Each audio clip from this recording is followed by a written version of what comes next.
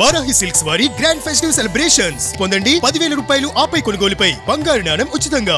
Hi, welcome to our channel. Present మనతో పాటు ఉన్నారు 2002లో యాజ్ ఎ హీరోగా తెలుగు ఫిల్మ్ ఇండస్ట్రీకి ఎంట్రీ ఇచ్చి ఆ తర్వాత వచ్చిన ప్రతి అవకాశాన్ని కూడా సద్వినియోగపరుచుకుని యాజ్ ఎ క్యారెక్టర్ ఆర్టిస్ట్గా కూడా తనేంటో నిరూపించుకున్న ద వన్ అండ్ ఓన్లీ రాజా శ్రీధర్ గారు. సో హాయ్ అండి, ఎలా ఉన్నారు? హాయ్ అండి, నమస్తే. సో 2002 ఇప్పటికి బాగా గుర్తుంది మీ మూవీ.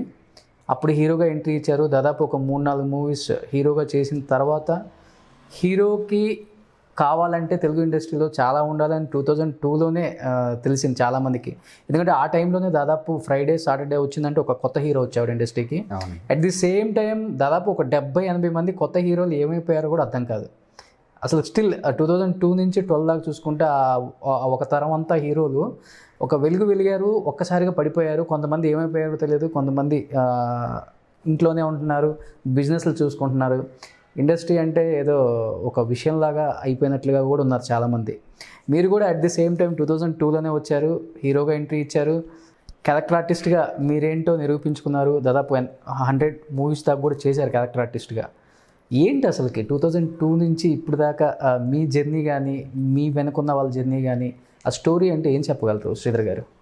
యా, డెఫినెట్గా 2002లో మంచి ఎంట్రీ అయితే దొరికిందండి నాకు. ప్లాట్ఫామ్ అయితే మంచి ప్లాట్ఫామ్, హీరోగా వచ్చాను. ఆ టైంలో తేజ గారు వరుసగా కొత్త హీరోలను ఇంట్రడ్యూస్ చేయడం, కొత్త తరం అంటే నార్మల్గా ఇండస్ట్రీ బ్యాక్గ్రౌండ్ ఉన్న వాళ్ళే వచ్చే పరిస్థితి నుంచి ఎవరైనా వచ్చి ప్రయత్నం చేయొచ్చు, కొత్త వాళ్ళు వచ్చి కూడా ట్రై చేయొచ్చు అని చెప్పి ఒక ఎరా స్టార్ట్ అయింది 2002-2001. తేజ గారు నాంది పలికారా? ఆఫ్ కోర్స్, అంటే అంతకుముందు కూడా చాలామంది కొత్త హీరోలు రావడం జరిగింది, బట్ తేజ గారు బ్లాస్ట్ చేశారు ఆ ఎరాని. సో అప్పుడు మా ఫ్యామిలీ నుంచే ప్రొడ్యూస్ చేయడం జరిగింది మనమిద్దరం అనే సినిమా. సో మా ఫాదరు, మా మావయ్య గారు ఇద్దరు ఆ సినిమా ప్రొడ్యూస్ చేస్తూ నన్ను ఇంట్రడ్యూస్ చేశారు. ఆ సినిమాతో నేను హీరోగా ఎంటర్ అయ్యానండి. ఓకే. ఆ తర్వాత ఇందిరమ్మని విజయశాంతి గారితో ఒక మూవీ చేశాను. విజయశాంతి గారు మా అక్క క్యారెక్టరు, నేను యంగ్ హీరో. అందులో హీరోయిన్స్ నాకు హీరోయిన్ సాంగ్స్ అట్లా ఉంటే ఆవిడ మెయిన్ లీడ్లో ఆవిడ ఉంటారు. సో దాని తర్వాత 1, 2, 3 ఫ్రమ్ అమలాపురం అని ఒక సినిమా చేశాను. అందులో 3 హీరోలు, నేను, రవిప్రకాష్, అనిల్ అని చెప్పి అతను ఇప్పుడు సీరియల్స్లో బిజీగా ఉన్నాడు. ఓకే. రవిప్రకాష్ మీరు చాలా పోలీస్ క్యారెక్టర్లో చూస్తూ ఉంటారు. సో మేము 3 హీరోలుగా, తర్వాత అంజలి ఐలవేని ఇంకొక 4 హీరోలుగా ఒక సినిమా చేశాను. సో ఈ 4 మూవీస్ నేను హీరోగా చేసిన మూవీస్. ఇక తర్వాత ఈ 1 by 1 ఏది కూడా పెద్ద మేజర్ హిట్స్ కాలేదు. ఎప్పుడు కూడా ఇండస్ట్రీకి అనేది కమర్షియల్ హిట్ అనేది కావాలి. కమర్షియల్ హిట్ ఉంటేనే మనం సస్టైన్ కాగలుగుతాం. సో ఇవేం మేజర్ హిట్స్ కాదు. సో యాక్టర్గా నేను ప్రూవ్ అయ్యాను. కొంతవరకు నా ట్రావెల్ అయితే జరుగుతూ ఉంది. అప్పుడు నాకు వచ్చిన వరుస అవకాశాల తర్వాత హీరోగా ఏం రావట్లేదు, హీరోయిన్ బ్రదర్ గానో లేదంటే హీరో బ్రదర్ గానో ఇట్లాంటి క్యారెక్టర్స్ వస్తాయి. సో నేను అర్థం చేసుకున్నది ఏంటంటే, హీరోగా ఉండాలి అంటే చాలా చాలా చాలా చాలా ఫ్యాక్టర్స్ ఉంటాయి. అంటే యాక్టింగ్ స్కిల్స్ అవి ఉండొచ్చు, తర్వాత ఫ్యామిలీ బ్యాక్గ్రౌండ్ అవి ఉండొచ్చు, లేదంటే మిగతా ఎనీ అంటే కొన్ని రకాలైనటువంటి ఫ్యాన్ ఫాలోయింగ్స్ కానీ ఇవన్నీ చాలా ఫ్యాక్టర్స్ దానికి యాడ్ అవ్వాలి. సో నేను ముందు నిర్ణయించుకున్నది ఏంటంటే, నేనేమి కావాలనుకుని లేదంటే హీరో అవ్వాలని అనుకుని రాలేదు ఇండస్ట్రీకి. యాక్టర్ అవ్వడమే నా అదృష్టం, నేను అలా ఫీల్ అయ్యాను. సో నాకు వచ్చిన ప్రతి క్యారెక్టర్ని నేను సద్వినియోగం చేసుకోమని నాకు ఇండస్ట్రీలో నన్ను అభిమానించేవాళ్ళు కొంతమంది పెద్దవాళ్ళు అచ్చిరెడ్డి గారు చెప్పారు. అచ్చిరెడ్డి గారు, కృష్ణారెడ్డి గారిలో ప్రొడ్యూసర్ అచ్చిరెడ్డి గారుని అప్పుడప్పుడు కలుస్తుండేవాను అప్పట్లో. ఆయన ఏమన్నారంటే, శ్రీధర్, మీకు ఇండస్ట్రీలో వచ్చిన ప్రతి అవకాశాన్ని మీరు వినియోగించుకుంటూ వెళ్తే ఏదో రోజు మీరు కనీసం ఊహ కూడా అందలేని పొజిషన్లో ఉండొచ్చు, బట్ అవకాశాన్ని మీరు సద్వినియోగపరచుకోకపోతే ఇండస్ట్రీ మిమ్మల్ని మర్చిపోద్ది, మీరు ఇండస్ట్రీ దూరం అయిపోతారని నాకు సందర్భంలో చెప్పారు. సో ఆ విషయాన్ని నేను బాగా గుర్తుపెట్టుకొని నాకు వచ్చిన ప్రతి క్యారెక్టర్ని చేసుకుంటూ వెళ్ళానండి. అలా దాదాపుగా 100 సినిమాల పైన ఇంతవరకు చేసుకుంటూ వచ్చా. అందరు హీరోలతో, ఆల్మోస్ట్ ఒకళ్ళిద్దరు పెద్ద హీరోలతో తప్ప అందరు హీరోలతో నేను అందరి సినిమాల్లోనే యాక్ట్ చేశాను. ఓకే. సో మీరు అన్నది సెకండ్ మూవీకే లేడీ సూపర్ స్టార్ విజయశాంతి గారితో వర్క్ చేశారు. సో అప్పటికే ఆమె వసీరాములమ్మ సినిమా కూడా తీసుకున్నారు అనుకుంటా, ఐ థింక్. అవునండి, అవును. సో ఒక లేడీ సూపర్ స్టార్తో మీరు అప్పుడు ఎంట్రీ ఇచ్చినప్పుడు హౌస్ ద ఫీలింగ్ అండి? అంటే తనతో వర్క్ ఎక్స్పీరియన్స్ అంటే డిఫరెంట్గా ఉంటుంది. డెఫినెట్గా అండి. Such a nice down to earth person. Very nice person అండి. అప్పుడు నా వయసు ఆల్మోస్ట్ ఒక 22-23 ఇయర్స్ అట్లా ఉంటాయి. ఆమె ఆమె నన్ను దగ్గర తీసుకుని అసలు యాక్టింగ్ అంటే ఏంటి, ఎలా చేయాలి ఏంటి, అవన్నీ నాకు చాలా మంచి జ్ఞాపకాలు. చాలా మంచి అంటే అప్పటికి నాకు కూడా పెద్దగా ఇండస్ట్రీతో పరిచయాలు లేవు, ఎలా బిహేవ్ చేయాలో తెలియదు. అవన్నీ చెప్తూ ఉండేవారు, ఎట్లా ఇండస్ట్రీ పర్సన్స్ ఎట్లా ఉంటారు ఏంటి, మనం ఎలా బిహేవ్ చేయాలి, డౌన్ టు ఎర్త్ ఉండడం వల్ల ఇండస్ట్రీలో ఎలాంటి అవకాశాలు పొందుతావు. అంటే నువ్వు ఎంత టాలెంటెడ్ అయి ఉండొచ్చు, ఇండస్ట్రీకి కావాల్సింది ఒబీడియన్స్ ఒకటి కావాలి, అది ఉంటేనే ఇండస్ట్రీలో మనం 4 కాలాల పాటు మనగలుగుతాం అని చెప్పి అలాంటివన్నీ చెప్తూ ఉండేవారు. అవన్నీ నాకు బాగా గుర్తున్నాయి. సో టాలెంట్ అనేది ఇండస్ట్రీకి ఇంపార్టెంట్ కాదా? టాలెంట్ అనేది ఇంపార్టెంటే, but at the same time కూడా కావాలేమో చాలా వరకు. అతి వినియోగం కాదండి, బట్ ఇక్కడ ఏంటంటే ఫేమ్ వస్తుంది, ఆ ఫేమ్తో పాటు మనకి నెత్తి మీద కొమ్ములు కూడా వస్తాయి. Of course. అవి ఉన్నప్పుడు ఏం చేస్తారంటే మీరు ఎంత టాలెంట్ అయినా కూడా వాళ్ళకి ఆ క్రేజ్ ఉన్నంత వరకు వాడుకుంటారు, తర్వాత తీసి పక్కన పెడతారు. అదే మీరు నిజంగానే మీకు ఒక మంచి పేరుండి ఈయన మనకి అందుబాటులో ఉంటాడు, ఏమంటారంటే మితిమీరిన కోరికలు కోరడు, ఇలాంటివి ఉన్నప్పుడు ఇండస్ట్రీ ఏంటంటే కొన్నిసార్లు మనని కొంత ఎక్కువ లైఫ్ని మనకి ఇండస్ట్రీలో దొరుకుతుంది. లేదంటే ఎప్పుడైతే మన క్రేజ్ కాస్త డౌన్ఫాల్ ఉందో వెంటనే కట్ చేసి పక్కన పెడతారు అనమాట. ఎందుకంటే ఎవరు భరించాల్సిన పని లేదు కదండి. సో ఇక్కడ చిన్న క్రేజ్ రాగానే మనుషులకి నెత్తి మీద కొమ్ములు వస్తూ ఉంటాయి.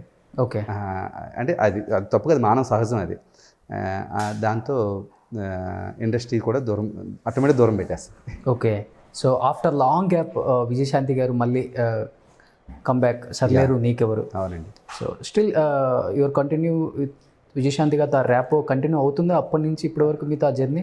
ఎప్పుడన్నా మాట్లాడటం కానీ అంటే మేము తారసపడ్డ సందర్భాలు కూడా తర్వాత ఏం పెద్దగా జరగలేదండి. ఏదో ఆ సినిమా తర్వాత అయితే 1-2 సార్లు ఎక్కడో అనుకోండి ఏదో ఫంక్షన్లో కలిసాను తప్ప మళ్ళీ కలవలేదండి మేడంని. అయితే ఎలా అనిపించింది మేడం ఒక్కసారిగా అన్ని సంవత్సరాల గ్యాప్ తర్వాత ఆ స్క్రీన్ మీద చూసినప్పుడు? డెఫినెట్గా అండి, ఆఫ్టర్ కర్తవ్యం ఆవిడ తగ్గ రోల్ అనిపించిందా మీకు అసలుకి? డెఫినెట్గా ఆవిడ తగ్గ రోలు. నిజంగానే పరభాష నటులు చాలామంది వచ్చి మన మంచి రోల్స్ చేస్తున్నారు. అలాంటి వాళ్ళు చేస్తే డెఫినెట్గా we feel very much happy. ఎందుకంటే ఆ స్ట్రేచర్ ఉన్న ఆర్టిస్టులు చాలా తక్కువ మంది ఉన్నారు. డెఫినెట్గా ఆవిడ చాలా బాగా పెర్ఫార్మ్ చేశారు. నాకు తెలిసి మళ్ళీ మనం మంచి హీరోయిన్ ఓరియంటెడ్ కథలు ఆవిడ మీద వస్తాయని నేను అనుకుంటున్నా. చూద్దాం మరి ఇండస్ట్రీ కానీ ఆవిడ కానీ ఎట్లా తీసుకుంటారో ఏంటో తెలీదు. బట్ డెఫినెట్గా ఆ క్యారెక్టర్కి ఆవిడ 100% న్యాయం చేశారు. విజయశాంతి గారితో బాగా గుర్తుండిపోయిన మెమరబుల్ మూమెంట్ అంటే ఏం చెప్తారు మీరు ఆ జర్నీలో? అదేనండి, నేను చెప్పాను కదా, ఆవిడ చెప్పిన కొన్ని మార్గదర్శకాలు అవన్నీ నాకు చాలా బాగా గుర్తున్నాయి. అంటే ఎట్లా బిహేవ్ చేయాలి, ఎలా ఉండాలి, మనకి ఏదైనా బ్రేక్లు వచ్చేసినా కూడా ఆ బ్రేక్ని తీసుకోకూడదు, నెత్తికెక్కించుకోకూడదు, అలాంటివన్నీ చెప్తూ ఉండేవారు అప్పట్లో. అవన్నీ నాకు చాలా బాగా. ఎప్పుడన్నా నెత్తికెక్కించుకున్న సందర్భాలు ఉన్నాయా? ఏమో అది ఇండస్ట్రీకి తెలియాలి, నాకు తెలియదు. అంటే నేనంత పెద్ద మేజర్ హిట్స్ ఏం చూసేలేదండి. అంటే నా కళ్ళు నెత్తికెక్కే అంత పెద్ద హిట్స్ కూడా నాకేం రాలేదు కదా. సో అందుకని బహుశా ఎక్కువ ఉండదు, అలాంటి సందర్భం వచ్చి ఉండదు నాకు తెలిసి. ఓకే. ఇండస్ట్రీలో క్యాస్ట్ ఫీలింగ్ ఉందండి? క్యాస్ట్ ఫీలింగ్ నాకు ఎప్పుడు కనిపించలేదండి. చాలామంది కొంత వేరే కమ్యూనిటీకి సంబంధించిన వాళ్ళు కూడా కొంచెం క్యాస్ట్ ఫీలింగ్ వల్లే తొక్కారు వాళ్ళని చాలామంది చెప్పారు ఈ మధ్య కాలం ఇండస్ట్రీలో క్యాస్ట్ ఫీలింగ్ చాలా ఎక్కువ ఉంది. క్యాస్ట్ ఫీలింగ్ ఆ క్యాస్ట్ అయితేనే కొంచెం మెజారిటీ ఎక్కువ ఉంటుంది, ఆఫర్స్ ఎక్కువ ఉంటాయి అని కూడా. అలా మీ మీద ఎప్పుడైనా పడిందా క్యాస్ట్ ఫీలింగ్ మీ మీద? నాకు తెలిసి నాకు ఎప్పుడు అలాంటి సందర్భం కానీ అలాంటి ఇది కానీ ఎప్పుడు నాకు అనిపించలేదు, నాకు రాలేదండి. ఎందుకంటే మీ బ్రదర్ ఉన్నారనుకోండి, మీ బ్రదర్ని మీరు ప్రొడ్యూసర్గా మీరు ఉండి మీ బ్రదర్ని ఇంట్రొడ్యూస్ చేద్దాం అనుకుంటున్నారు. లేదంటే చేసిన వరకే తప్ప ఆ తర్వాత ఆయన డైలాగ్ చెప్పడం రాకపోయినా లేకపోతే ఆయన యాక్టింగ్ చెప్పడం రాకపోయినా మీరు ఎంత క్యాస్ట్ ఫీలింగ్ ఉన్నా మీ బాబాయ్ కొడుకునో మీ మావయ్య కొడుకునో మీరు ఇండస్ట్రీలో తీసుకురాలేరు, మీరు పైకి తీసుకురాలేరు. ఇక్కడ ఎంత పెద్ద మహామహులు వారసులను కూడా వాళ్ళు వేరే హీరోలకి బ్రేక్లు ఇచ్చి వాళ్ళ సొంత వారసులకి బ్రేక్లు ఇవ్వకపోవడానికి కారణం ఏంటంటే ఇక్కడ కావాల్సింది టాలెంట్ మాత్రమే, కానీ బంధుత్వాలు ఇవన్నీ వర్కౌట్ అవ్వవు. ఒకవేళ 1-2 సందర్భాలకి ఏమన్నా పుష్ చేసినా తర్వాత వర్కౌట్ అవ్వండి. ఎప్పుడైనా ఎక్కడికైనా వెళ్ళినప్పుడు మిమ్మల్ని మాట సందర్భాలు అడుగుతారు, మేబీ ఇంట్రడ్యూస్ చేసుకునేటప్పుడు మై నేమ్ ఇస్ శ్రీధర్ అని, మీరేంటి క్యాస్ట్ అని అడిగిన వాళ్ళు ఎవరైనా ఉన్నారా? డైరెక్టర్స్ కానీ, ప్రొడ్యూసర్స్ కానీ, హీరోస్ కానీ? ఇండస్ట్రీలో అయితే ఎప్పుడు ఎవరు అడగలేదండి. ఎప్పుడు అలాంటి సందర్భం ఇంతవరకు ఎప్పుడు రాలే. నా క్యాస్ట్ ఏంటని కానీ లేదంటే మీరేముట్లని ఇలాంటివి ఎప్పుడు ఎవరు అడగలేదు. సో మరి ఎందుకని ఒక 4 సినిమాలు హీరోగా తీశారు, చూడటానికి బాగుంటారు. అండ్ ఆ టైంలో 2002 అంటే ఉదయ్ కిరణ్, తరుణ్ అండ్ ఆకాష్ అండ్ మీరు ఇంకో చాలామంది హీరోస్ ఉన్నారు కొంచెం ఫేమ్ ఉన్న వాళ్ళు. అప్పుడే వస్తున్నారు, మంచి మంచి సినిమాలు తీస్తున్నారు, హిట్ కొట్టారు.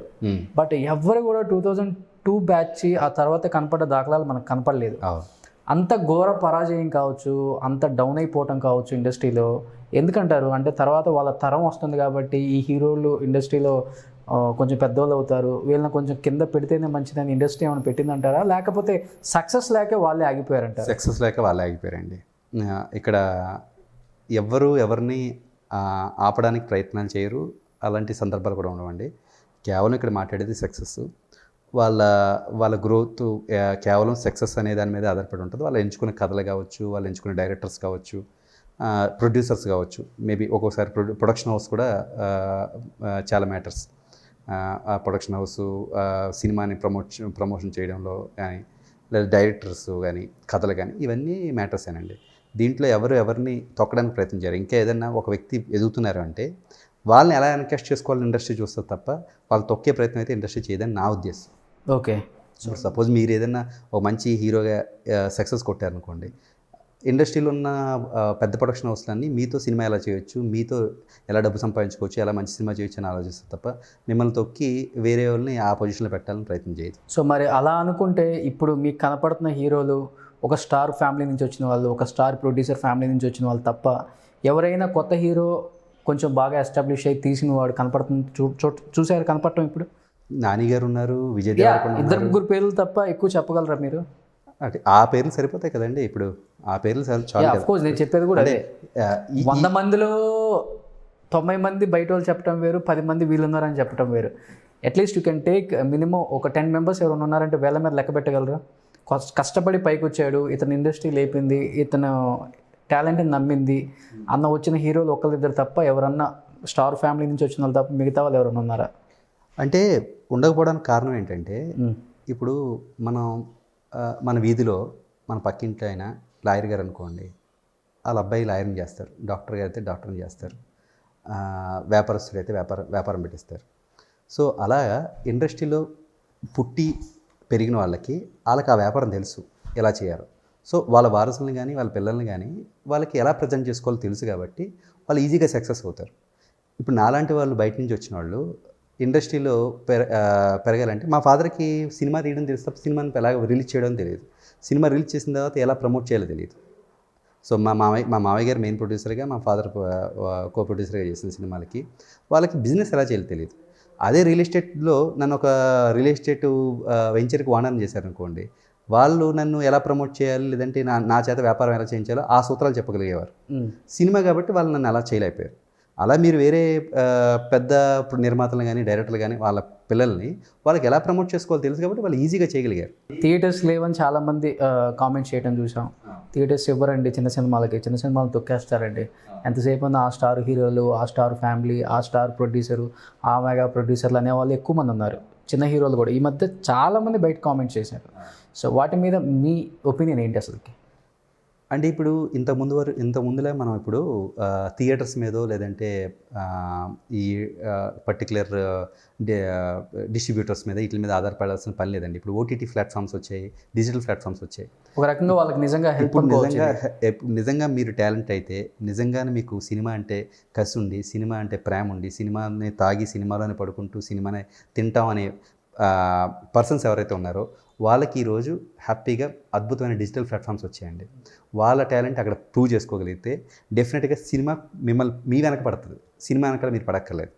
మీరు నిజంగానే అద్భుతమైన కథ రచయితో లేదా డైరెక్టర్ లేదంటే అద్భుతమైన యాక్టర్ అయ్యండి, మీరు కష్టపడి ఏదైనా డిజిటల్ ప్లాట్ఫామ్ మీద మీ తాలూకా టాలెంట్ ప్రూవ్ చేసుకోగలిగితే ఆటోమేటిక్ సినిమా ఇండస్ట్రీ మీ వెనకాల ఉంటుంది. అలా వచ్చిన వాళ్ళు ఇవాళ లేటెస్ట్ కమెడియన్స్ కానీ, లేటెస్ట్ డైరెక్టర్స్ కానీ, పెద్ద బ్రేకులు ఇచ్చిన డైరెక్టర్స్ కానీ అందరూ డిజిటల్ ప్లాట్ఫామ్ మీద ప్రూవ్ చేసుకున్నారండి. ఆఫ్ కోర్స్ ప్రూవ్ చేసుకున్నారు కాబట్టి ఇంత ముందులాగా ఛాన్సుల కోసం సినిమా ఇండస్ట్రీ చుట్టూ తిరుగుతూ ఇండస్ట్రీని పని లేదు. చాలామంది ఏమైనా ఫీల్ అవుతారంటే మేము చేసిన సినిమాని రిలీజ్ చేయడానికి కష్టం అవుతుంది, లేదంటే కొందరు చేతుల్లోనే థియేటర్స్ ఉండిపోయేది అని. సో ఇప్పుడు దాన్ని బ్రేక్ చేయడానికి మనకి డిజిటల్ ప్లాట్ఫామ్ వచ్చింది ప్రూవ్ చేసుకోవడానికి. We can prove there. So నిజంగా ఒక మంచి ప్లాట్ఫామ్ అనుకోవచ్చు ఇది. చాలా ఉన్నాయి, అమెజాన్ కావచ్చు, ఏదైనా ఓటీటీలో. ఈవెన్ యూట్యూబ్లో కూడా ప్రూవ్ చేసుకుని సినిమాలు తెచ్చుకునే డైరెక్టర్స్ మనకు ఉన్నారు. 2002 బ్యాచ్లో ఎవర్ గ్రీన్ యాక్టర్స్ కూడా ఉన్నారండి మనకి, లైక్ మంచి మంచి హీరోలు. ఉదయ్ కిరణ్ కావచ్చు, ఆకాష్ కావచ్చు, తరుణ్ కావచ్చు, లుకింగ్ వైజ్ కావచ్చు, యాక్టింగ్ వైజ్ కావచ్చు, they done extremely good job. ఎలా ఉండేది వాళ్ళతో ర్యాప్ మీకు, ఉదయ్ కిరణ్తో కానీ? నేను ఈ ఎవరితో అంటే అప్పుడు నేను కలిసిన సందర్భాలు ఏం లేవండి. ఆ పెద్ద హీరో మీరు చెప్తున్న చాలా మంచి మంచి హిట్లు కొట్టిన హీరోస్తో ఎవరితో కూడా నాకు పెద్ద పరిచయం లేదు. నేను వైజాగ్ సత్యనారాయణ గారి ట్రైనింగ్ తీసుకున్నప్పుడు కేవలం నాకు ప్రభాస్ గారు నా క్లాస్మేట్. అప్పుడు మేమందరం ఒకే ఒకే ఫిల్మ్ స్కూల్ అంటే కదా. అవునండి, ఫిల్మ్ స్కూల్లో క్లాస్మేట్స్ కాబట్టి ఆయన ఒక్కరితోనే నాకు మంచి పరిచయం కానీ మంచి ఫ్రెండ్షిప్ కానీ ఉంది. సో మిగతా వాళ్ళందరితో నాకు పెద్దగా కలిసిన సందర్భాలు చాలా తక్కువ.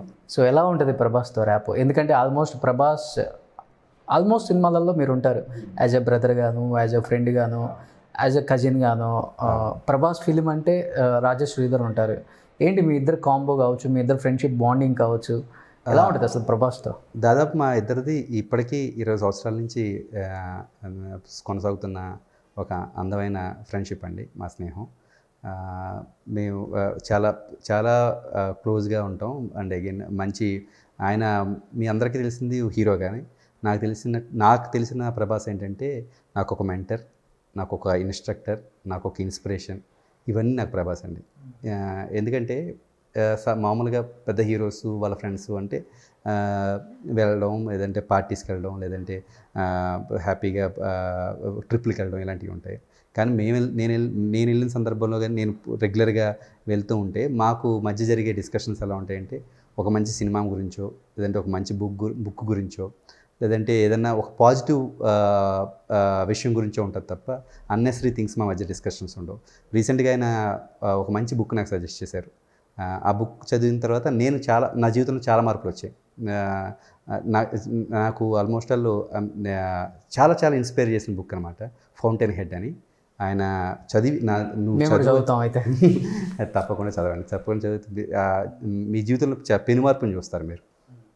ఆ బుక్ చదివి నాకు చెప్పన్నారు. అది మళ్ళీ చదివిన తర్వాత నేను చదివాను డార్లింగ్ అని చెప్తే దాని మీద మళ్ళీ ఆయన మా ఇద్దరి మధ్య డిస్కషన్స్ ఏముంటాయంటే ఆ బుక్లో ఒక్కొక్క క్యారెక్టర్ గురించి, ఒక్కో సందర్భం గురించి ఆయన అడుగుతుంటారు. ఆ సందర్భంలో నువ్వు ఎలా ఫీల్ అయ్యావు, ఇప్పుడు ఆ క్యారెక్టర్ అలా బిహేవ్ చేసినప్పుడు ఎలా ఫీల్ అయ్యావు, ఇవన్నీ డిస్కషన్ జరుగుతూ ఉంటాయి. సో అంటే నేను మీకు చెప్తున్నది ఏంటంటే మీరు ప్రభాస్ గారిని ఒక హీరోలాగానో ఒక పాన్ ఇండియా హీరోగా చూస్తున్నారు. నాకు తెలిసి నా విజన్లో ప్రభాస్ గారు రేపొద్దున్న మన స్కూల్ పుస్తకాల్లో ఆయన మీద ఒక పాఠ్యాంశం ఉంటుందని నా ఫీలింగ్ ఇన్ ఫ్యూచర్. అలాంటి ఒక పర్సనాలిటీ ప్రభాస్ గారు. 20 years back Satyananda film institute దగ్గర నుంచి నడుస్తున్న మీ ఫ్రెండ్షిప్ నౌ ఇంటర్నేషనల్ స్టార్ అయ్యాడు ప్రభాస్. ఎలా అనిపిస్తుంది ఆ జర్నీ? అంటే మీకు అప్పుడు అనిపించింది మీరిద్దరు ఒక ఫిలిం యాక్టింగ్ స్కూల్లో నేర్చుకుంటున్నప్పుడు ప్రభాస్ ఇంత స్టార్ హీరో అవుతాడు, ఎందుకంటే కృష్ణరాజు ఉన్నాడు, కృష్ణరాజు వారసత్వం కాబట్టి ఆయన యంగ్ రెబల్ స్టార్ అవుతారు, అది కామన్. బట్ ఈరోజు ఇంటర్నేషనల్ స్థాయికి ఎదిగాడు. How do you feel? ఒక ఫ్రెండ్గా ఎలా ఫీల్ అవుతున్నారు? ఇంత స్థాయికి వెళ్ళాడు నా ఫ్రెండ్ అని. చాలా చాలా ప్రౌడ్గా ఫీల్ అవుతామండి. ఎందుకంటే సాధారణంగా ఒక హీరో అనగానే డెఫినెట్గా జనాల నుంచి లేదంటే ఫ్యాన్స్ నుంచి ఆ అట్రాక్షన్ అయ్యి ఉంటాయి. ఒక సందర్భంలో వాళ్ళు కెన్యా అక్కడికి వెళ్ళారు, ఆఫ్రికన్ కంట్రీకి. అక్కడ వీళ్ళు వెరీ నోటీస్, అంటే మనం యాజ్ ఏ టూరిస్ట్గా వెళ్తుంటారు కదా, టూరిస్ట్కి వెళ్ళినా కూడా మనం ఆ లోకల్ గవర్నమెంట్కి ఏమీ మనం నోటీస్ ఏమి ఇవ్వం. వీళ్ళు వెళ్తారు, ఎవరైనా ఎనీ సెలబ్రిటీ వెళ్తారు అక్కడ ఆ కంట్రీస్లో ఆ హాలిడేస్ని ఎంజాయ్ చేసి వచ్చేస్తారు. బట్ ఆ కెన్యన్ గవర్నర్కి ప్రభాస్ గారు ఆ కంట్రీకి వచ్చినట్టు తెలిసింది. అక్కడ గవర్నర్ ఆయన స్వయంగా ఒక లెటర్ పంపించి, మీరు ఎప్పుడన్నా మా కంట్రీకి విజిట్ చేస్తే, నెక్స్ట్ టైం ఎప్పుడైనా విజిట్ చేస్తే దయచేసి మీరు మా గవర్నమెంట్కి తెలియజేస్తే మీ హాస్పిటాలిటీస్ మా గవర్నమెంట్ నుంచి చూసుకుంటాం. ఇప్పుడు మన నార్మల్ ఎనీ అదర్ కంట్రీ సిటిజన్కి గవర్నమెంట్ హాస్పిటల్స్ చూడదు, ఓన్లీ ప్రోటోకాల్ ఉన్న పీపుల్కే చూస్తుంది. అంటే ఒక చీఫ్ మినిస్టర్, ఒక ప్రైమ్ మినిస్టర్, ఒక ప్రెసిడెంట్ లాంటి వాళ్ళు వెళ్తేనే గవర్నమెంట్ దాన్ని ప్రోటోకాల్ మెయింటైన్ చేస్తుంది. బట్ ఒక యాక్టర్కి, ఒక ఇండియన్ యాక్టర్, ఒక తెలుగు యాక్టర్కి ఆ గవర్నమెంట్ నేను హాస్పిటాలిటీ చూస్తాను ఒక లెటర్ ఇచ్చి గౌరవించారు వాళ్ళు. బికాజ్ ఆఫ్ బాహుబలి, ఆయనకున్న ఫేము, ఆయనకున్న మంచి పేరు, ఆయనకున్న చరిష్మా అలాంటిది. సో ఇట్లాంటి సందర్భాలు ఎక్కడో జపాన్లో, అంటే కనీసం వాళ్ళకి ఇండియా అంటే సగం మందికి తెలుస్తుంది, అందులో తెలుగు స్టేట్స్ అంటే సగం మంది తెలియచ్చు, అందులో ఇంకా సగం మందికి తెలుగు యాక్టర్స్ అంటే తెలియదు. సో అక్కడ కూడా ప్రభాస్ గారి టాటూలు వేయించుకునే వాళ్ళు కొంతమంది అమ్మాయిలు, ఆయన పేరు వేయించుకునే వాళ్ళు జపాన్లో పేరు వేయించుకునే వాళ్ళు, లేదంటే ఆయన ఫేస్ని, లేదంటే ఆయన ఇదిను చేతుల మీద, లేదంటే నెక్ మీద అట్లా ఆయన పేర్లు వేయించుకున్న బొమ్మలు వేయించుకున్న సందర్భాలు, లేదా వాళ్ళ పిల్లలకి ప్రభాస్ పేరు పెట్టుకున్న జపాన్ ఫ్యాన్స్, ఇట్లాంటివన్నీ చూస్తూ ఉంటే ఆల్మోస్ట్ వాళ్ళు బూజ్బంప్స్ వస్తాయన్నమాట. ఓకే, ఇవన్నీ ప్రభాస్కు తెలుసా? అయ్యో ఎందుకు అంటే ఇప్పుడు మనకి సోషల్ మీడియా వచ్చేసింది కదండి, అది ప్రతిదీ నోటీస్లోకి తెలుస్తూ ఉంటాయి. బట్ ఈ విషయాలని తెలుస్తూ ఉంటే ఇంతకుముందు వర్షం హిట్ అయినప్పుడు, ఛత్రపతి హిట్ అయినప్పుడు ఉన్న ఫీలింగ్ కన్నా ఇలాంటి విషయాలు తెలిసినప్పుడు నార్మల్గా ఉండదు. అంటే ఆనందం కానీ, యాజ్ ఎ ఫ్రెండ్గా గర్వం కానీ మామూలుగా ఉండదు. సో యాజ్ ఎ హీరోగా సక్సెస్ అయిన తర్వాత ప్రభాస్ గురించి కానీ, అతని వ్యక్తిత్వం గురించి కానీ తెలుసుకోవాలనుకున్న అతని ఫ్యాన్స్ కావచ్చు, కామన్ మ్యాన్ కావచ్చు, చాలామంది ఈగర్గా వెయిటింగ్ చేస్తుంటారు. ప్రభాస్ ఎంత ఎదిగినప్పుడు కూడా మీరు అన్నట్టు ఫస్ట్లో చెప్పారు, కొంచెం స్టార్ వచ్చేసరికి కొమ్ములు వచ్చేస్తుంటాయి, యాటిట్యూడ్ ఉంటుంది, ఇవన్నీ కామన్ ఇండస్ట్రీలోని. బట్ ప్రభాస్ ఎంత అప్ వెళ్తున్నాడో అంత డౌన్కి ఉంటున్నాడు. ఏంటి అసలు ఆ క్వాలిటీ ఎక్కడి నుంచి వచ్చింది? అంటే మీ ఇన్స్టిట్యూట్లో ఉన్నప్పటి నుంచి అంతే ఉంటాడా, లేకపోతే ఫ్యామిలీ నుంచి వచ్చిందా, లేకపోతే ఇక్కడికి వచ్చిన తర్వాత ఫ్యాన్స్ని చూసి నేర్చుకున్నారా, లేకపోతే ఇండస్ట్రీని చూసి నేర్చుకున్నారా? అంటే ఇంతకుముందు మనం అనుకున్నాం చూసారా, ఏదైనా వారసులు అని చెప్పేసి ఒక సందర్భం మాట్లాడు, బహుశా కృష్ణరాజు గారిని లేదా వాళ్ళ నాన్నగారు సూర్యనారాయణ రాజు గారిని వీళ్ళందరూ చూశారండి. ఆయన చూసి అంటే హిట్స్ వస్తే ఇండస్ట్రీ ఎలా ఉంటుంది, జనం ఎలా ఉంటారు, అట్రాక్షన్ ఎలా ఉంటుంది, ఫ్లాప్స్ వచ్చినప్పుడు ఎలా ఉంటుంది, ఆయనకి రెండూ ఆయనకి రెండూ తెలుసు కాబట్టి ఆయనకి ఎప్పుడు ఎలా బిహేవ్ చేయాలి ఏంటి అనేది ఆయన మొత్తం తెలుసు కాబట్టి నాకు తెలిసి అలాంటి కొమ్ములు రావడాలు, లేదంటే అహం పెరగడాలు అలాంటివి జరగలేదని నా ఫీలింగ్. ఆయనకి మొత్తం చూసేశారు, ఇవాళ కొత్తగా చూడడం కదా, కృష్ణరాజు గారి టైంలో చూసేశారు ఆయన. సో ఆయనకి మొత్తం తెలుసు. సో దాంతో ఆయనకి అలాంటి ఇది పెరగలేదని నా ఉద్దేశం.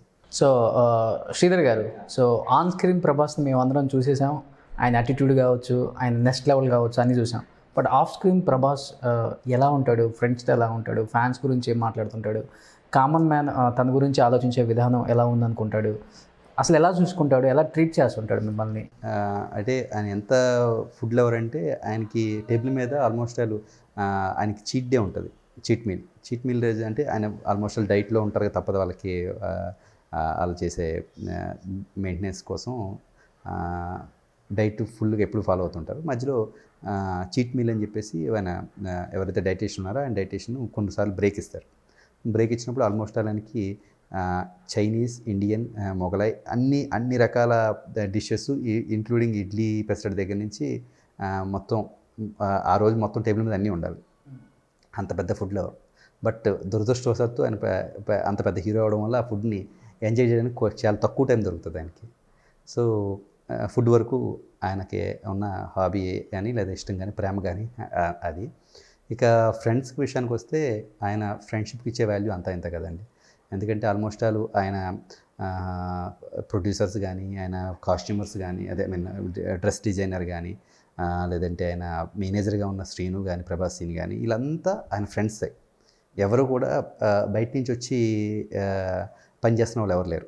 ఆయనకి ప్రొడ్యూస్ చేస్తున్న వాళ్ళు ప్రమోద్ గారి బ్రదరు, వంశీ గారు ఫ్రెండ్. ఈ ప్రభాస్ సీన్ మేనేజరా బిఫోర్? ఇప్పుడు కూడా ప్రభాస్ సీన్ గారు మేనేజరే. సో బాస్కి అని చెప్పేసి ఆయన డ్రెస్ కాస్ట్యూమ్ డిజైనర్, ఆయన ఫ్రెండే. సో ఆయన చుట్టూ ఉన్న మొత్తం అంతా కూడా ఆయనకి ఏదైతే ప్రొఫెషనల్ వర్క్ చేస్తున్నారో అందరూ కూడా ఆయన ఫ్రెండ్ సర్కిల్ నుంచి వచ్చిన వాళ్ళే. అండ్ అగైన్ మీరేం తీసుకున్నారు చాయిస్? నేను ఆయన సినిమాలో మీరు చెప్పినట్టుగా యాక్టింగ్ చేస్తూ ఉంటాను. అగైన్ నాకు కూడా కొన్ని ప్రొడక్షన్ సైడ్ చిన్న వర్క్లు ఏమైనా ఉంటే నాది ఫ్లయింగ్ కలర్స్ యాడ్స్ అని చెప్పి నేను యాడ్ ఫిల్మ్ ఏజెన్సీ రన్ చేస్తున్నానండి. సో ఇది దానికి సంబంధించిన ప్రొడక్షన్ సంబంధించిన ఏమైనా వర్క్స్ ఉన్నా కూడా నేను హ్యాండిల్ చేస్తూ ఉంటాను. సో ఆ రకంగా నాకు ఆయన దగ్గర నుంచి ఫుల్ సపోర్ట్ ఉంటుంది. సో ఆయన ఫ్రెండ్షిప్కి ఇచ్చిన వాల్యూ ఆల్మోస్ట్ నాకు తెలిసిన హీరోలు ఎవరు నాకు అంత ఫ్రెండ్షిప్ వాల్యూ ఇచ్చే హీరోస్ నాకెవరో కనపడలేదు. అంటే నాకు వాళ్ళతో పరిచయం లేదు కాబట్టి నాకు తెలియదు. But Prabhas is ultimate. But Prabhas Srinu మేనేజర్గా ఉండి కూడా ప్రభాస్ శ్రీను అని పేరు తెచ్చుకొని ఇండస్ట్రీలో యాజ్ ఎ కమెడియన్గా కూడా టాప్లో ఉన్నాడు. ఎస్ ఎస్ మీరు ఎందుకని ప్రభాస్ శ్రీధర్ అని అనిపించుకున్నారు? రాజా శ్రీధర్ గానే ఉండిపోయారు. అది అదృష్టం అందరికీ ఉండదు, అది ప్రభాస్ దీనికే దక్కింది అది. ఆయన తను ముందు నుంచి కొన్ని రోజులు మేనేజర్ వర్క్ చేసేసరికి ఇండస్ట్రీలో ప్రభాస్ శ్రీని అని నానుడిలోకి వెళ్ళిపోయింది. ఓకే, బట్ ప్రభాస్ యాక్టర్ని చేసింది ఎవరు? ప్రభాసేనా? అవునండి. అంటే తను అంతకుముందు మా ఇన్స్టిట్యూట్లో మేము అందరం ఫ్రెండ్స్. ప్రభాస్ సింగ్ కూడా మా ఇన్స్టిట్యూట్ ఫ్రెండే. తన యాక్టింగ్ దాంట్లోనే అక్కడే మేము అందరం పరిచయం ఒకరికొకరు. సో ఆల్మోస్ట్ నాకు తెలిసి ప్రభాస్ గారి సినిమాలతోనే పరిచయం అయ్యాడా, లేదంటే శ్రీని కొన్ని సినిమాలు అంతకుముందు ఏదో చిన్న చిన్న సీరియల్స్లో కూడా యాక్ట్ చేశాడు. సో తనకైతే చిన్న అనుభవం ఉంది. అండ్ అగైన్ ఆయన సినిమాలో యాక్ట్ చేయడంతో ఇంకా మంచి పేరు వచ్చింది. సో ఇప్పుడు మేనేజర్గా కన్నా కూడా యాక్టర్గా ఎక్కువ బిజీగా ఉన్నాడు ప్రభాస్ సింగ్. మరి అవును, స్టిల్ గోయింగ్ అని యాజ్ ఎ మేనేజర్గా కూడా చేస్తున్నారు. యాక్చువల్లీ ఆయనతో పాటు ఇప్పుడు ఆయన వర్క్స్ చూసుకుంటున్నాడు, అగైన్ వేషాలు చేస్తున్నాడు. ఓకే, సో మీ ఫిల్మ్ ఇన్స్టిట్యూట్లో బాగా గుర్తుండిపోయే మెమరబుల్ మూమెంట్స్ ఏముంది అండి? ఫన్నీ అంటే అలాంటి సందర్భాలు కన్నా మాకు అక్కడ మాలో ఉన్న సిగ్గుని బిడియాన్ని అన్ని తీయడం కోసం సత్యానంద్ గారు గురువు గారు మా చేత అన్ని రకాల యాక్టింగ్లు చేపిస్తారు. అవును, నేను ఇంటర్వ్యూ చేశాను ఆయన. సో దాంట్లో డాగ్ ఇమిటేషన్ అని, క్యాట్ ఇమిటేషన్ అని, ఇట్లాంటి అంటే జంతువులను కూడా ఇమిటేట్ చేపిస్తారు. కుక్క ఎలా అరుస్తుంది. సో ఇప్పటికీ బాగా గుర్తుండిపోయేది ఏంటంటే మా అందరిలోనే ప్రభాస్ గారు బాగా యాక్ట్ చేసేవారు. అన్ని అంటే ఈవెన్ కుక్కని ఇమిటేట్ చేసినా ఆయనే బాగా చేసేవారు, క్యాట్ని ఇమిటేట్ చేసినా ఆయనే బాగా చేసేవారు. So wonderful actor. ఆ టైంకి ఆయన కసి ఇది కనబడుతూ ఉండేది. He's the best in our batch అనమాట.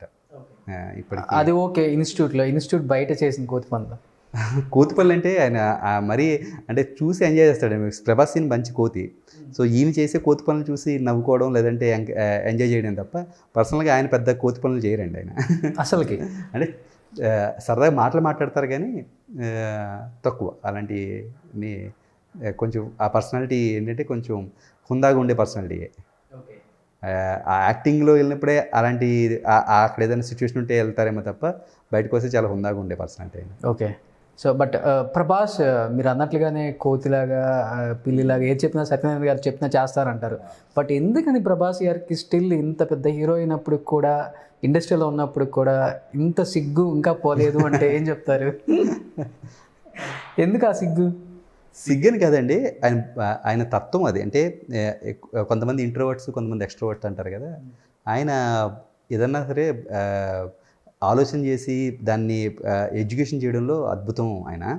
ఎందుకంటే మీరు వాళ్ళు చూస్తున్నారు ఆయన మరి మీరు అనుకున్నట్టు అంత మొహమాటం అంత ఇది ఉంటే పాన్ ఇండియా స్టార్ అవ్వలేరు కదా. ఆయన ఎడ్యుకేషన్లో కానీ ఆయన విజన్లో కానీ చాలా అద్భుతాలు ఉంటాయి. బట్ మొహమాటం ఎక్కువ ఆయనకంటే. ఎక్కువ జనాల్ని లేదంటే ఎక్కువ మీడియాని చూసి ఆయన ఓపెన్గా మాట్లాడరు. ఆయన తత్వం అది అంతే తప్ప మనిషిలో మళ్ళీ అది లేదు. మనిషిలో మళ్ళీ అది ఉంటే ఇంత ఇవాళ ఇంత ఎక్స్పోజర్ రాదు కదా. ఓకే, ఏంటి వర్షంలో కూడా వాలీబాల్ ఆడతారంట? అవును, అదొక ఇష్టమా? గెస్ట్ హౌస్ ఉంది ఇప్పుడు అక్కడ. మేము రెగ్యులర్గా వీకెండ్స్ వాలీబాల్ ఆడుతుంటాం. అదొక ఇష్టం ఆయనకి, వాలీబాల్, శాండ్ వాలీబాల్ ఆడడం. ఓన్లీ వాలీబాల్ అయినా ఇంకేమైనా గేమ్స్? వాలీబాల్ ఆడతారు, షటిల్ ఆడతారు, క్యారమ్స్ ఆడుతుంటాం అని. స్పోర్ట్స్ అన్నీ మంచి, స్విమ్మింగ్ ఆయనకి ఇష్టం బాగా. సో ఇవన్నీ జరుగుతూ ఉంటాయి. మేము ఫ్రెండ్స్ అందరం కలిపి వీకెండ్స్ కలిసి. ఎంతమంది ఉన్నారు మీ ట్రూప్ అంతా? ఉంటారండి ఒక 25-30 దాకా ఉంటాం. ఓ 25-30 కంప్లీట్ ఇండస్ట్రీ లేకపోతే అవుట్ ఆఫ్ ఇండస్ట్రీ? అందరూ కజిన్స్, ఫ్రెండ్సేనండి. ఇండస్ట్రీ నుంచి చాలా తక్కువ మంది, ఇండస్ట్రీ నుంచి వచ్చేవాళ్ళు చాలా తక్కువ మంది. బట్ ఆయనకంటూ ఒక ఫ్రెండ్ సర్కిల్ ఉంది. మ్యాక్సిమం వాళ్ళే ఉంటారు. అంటే 20 సంవత్సరాల నుంచి నేను వాళ్ళే చూస్తున్నాను తప్ప కొత్త వాళ్ళు వచ్చింది లేదు. కొత్త వాళ్ళు మళ్ళీ కొత్త వాళ్ళు ఏమన్నా వచ్చినా ఆ సినిమా వరకు అంతవరకు ఉంటారు తప్ప కంటిన్యూ అయ్యేది మాత్రం 25-30 మంది 2002 నుంచి చూస్తుంది వెళ్ళినాయి. ఈ 2002 నుంచి 2020 వరకు మీరు కూడా ట్రావెల్ అవుతూనే ఉన్నారు కదా? అవునండి, అవును. సో వీకెండ్స్ అనేది ఫుల్ ఎంజాయ్మెంట్ అనమాట. ఇంకా ఆయనకి షూటింగ్ లేకపోతే వీకెండ్స్ డెఫినెట్గా, అంటే ఆయనకి చీట్ మీల్ ఉన్న రోజు, ఆయన షూటింగ్ లేని రోజు వీకెండ్స్ డెఫినెట్గా గెస్ట్ గ్రూప్ ఒకటి పెట్టుకున్నారా? గ్రూప్ పేరేంటి? పికాక్స్. ఓకే, ఎవరు పికాక్స్ అని పెట్టింది? పికాక్స్ అంటే గెస్ట్ హౌస్ ఎక్కడ కొండ మీద ఉంటుందండి. ఆ చుట్టూ అంతా హిల్ ఏరియాలో ఉండి అప్పుడప్పుడు పికాక్స్ వస్తుంటాయి, అంటే అరుస్తూ ఉంటాయి. ఆయనకి బాగా నేచర్ అంటే చాలా ఇష్టం. ఆయనకి గెస్ట్ హౌస్ అలాంటి ప్రాంతంలో ఉండాలని చెప్పి ఆయన కోరిక. సో మేమందరం వాలీబాల్ ఆడుతుంటే నెమళ్ళు అయ్యి వచ్చి అరుస్తూ ఉంటాయి, అప్పుడప్పుడు పించి పిచ్చి ఆడుతూ ఉంటాయి. సో దాని గురించి అదేదో ఇన్స్పైర్ అయ్యి ఆ గ్రూప్కి పికాక్స్ అని పెట్టాం అనమాట. పర్సనల్గా ఫ్రెండ్స్ దగ్గర పార్టీస్లో కానీ ఇలా వీకెండ్స్ కలిసినప్పుడు కానీ ఎప్పుడన్నా ఎమోషనల్గా బాధపడిన సందర్భాలు ఉన్నాయి ప్రభాస్? అంటే ఐ మీన్ తన ప్రొఫెషన్ గురించి కాదు, బయట ప్రొఫెషన్. ఎందుకంటే ప్రభాస్కి చలించే గుణం ఎక్కువ ఉంది.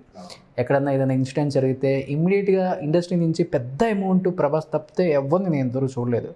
ముందు వెనక ఆలోచించకుండా 2 కోట్లు 3 కోట్లు 4 కోట్లు అది ఏ స్టేట్ అని కూడా ఆలోచించరు.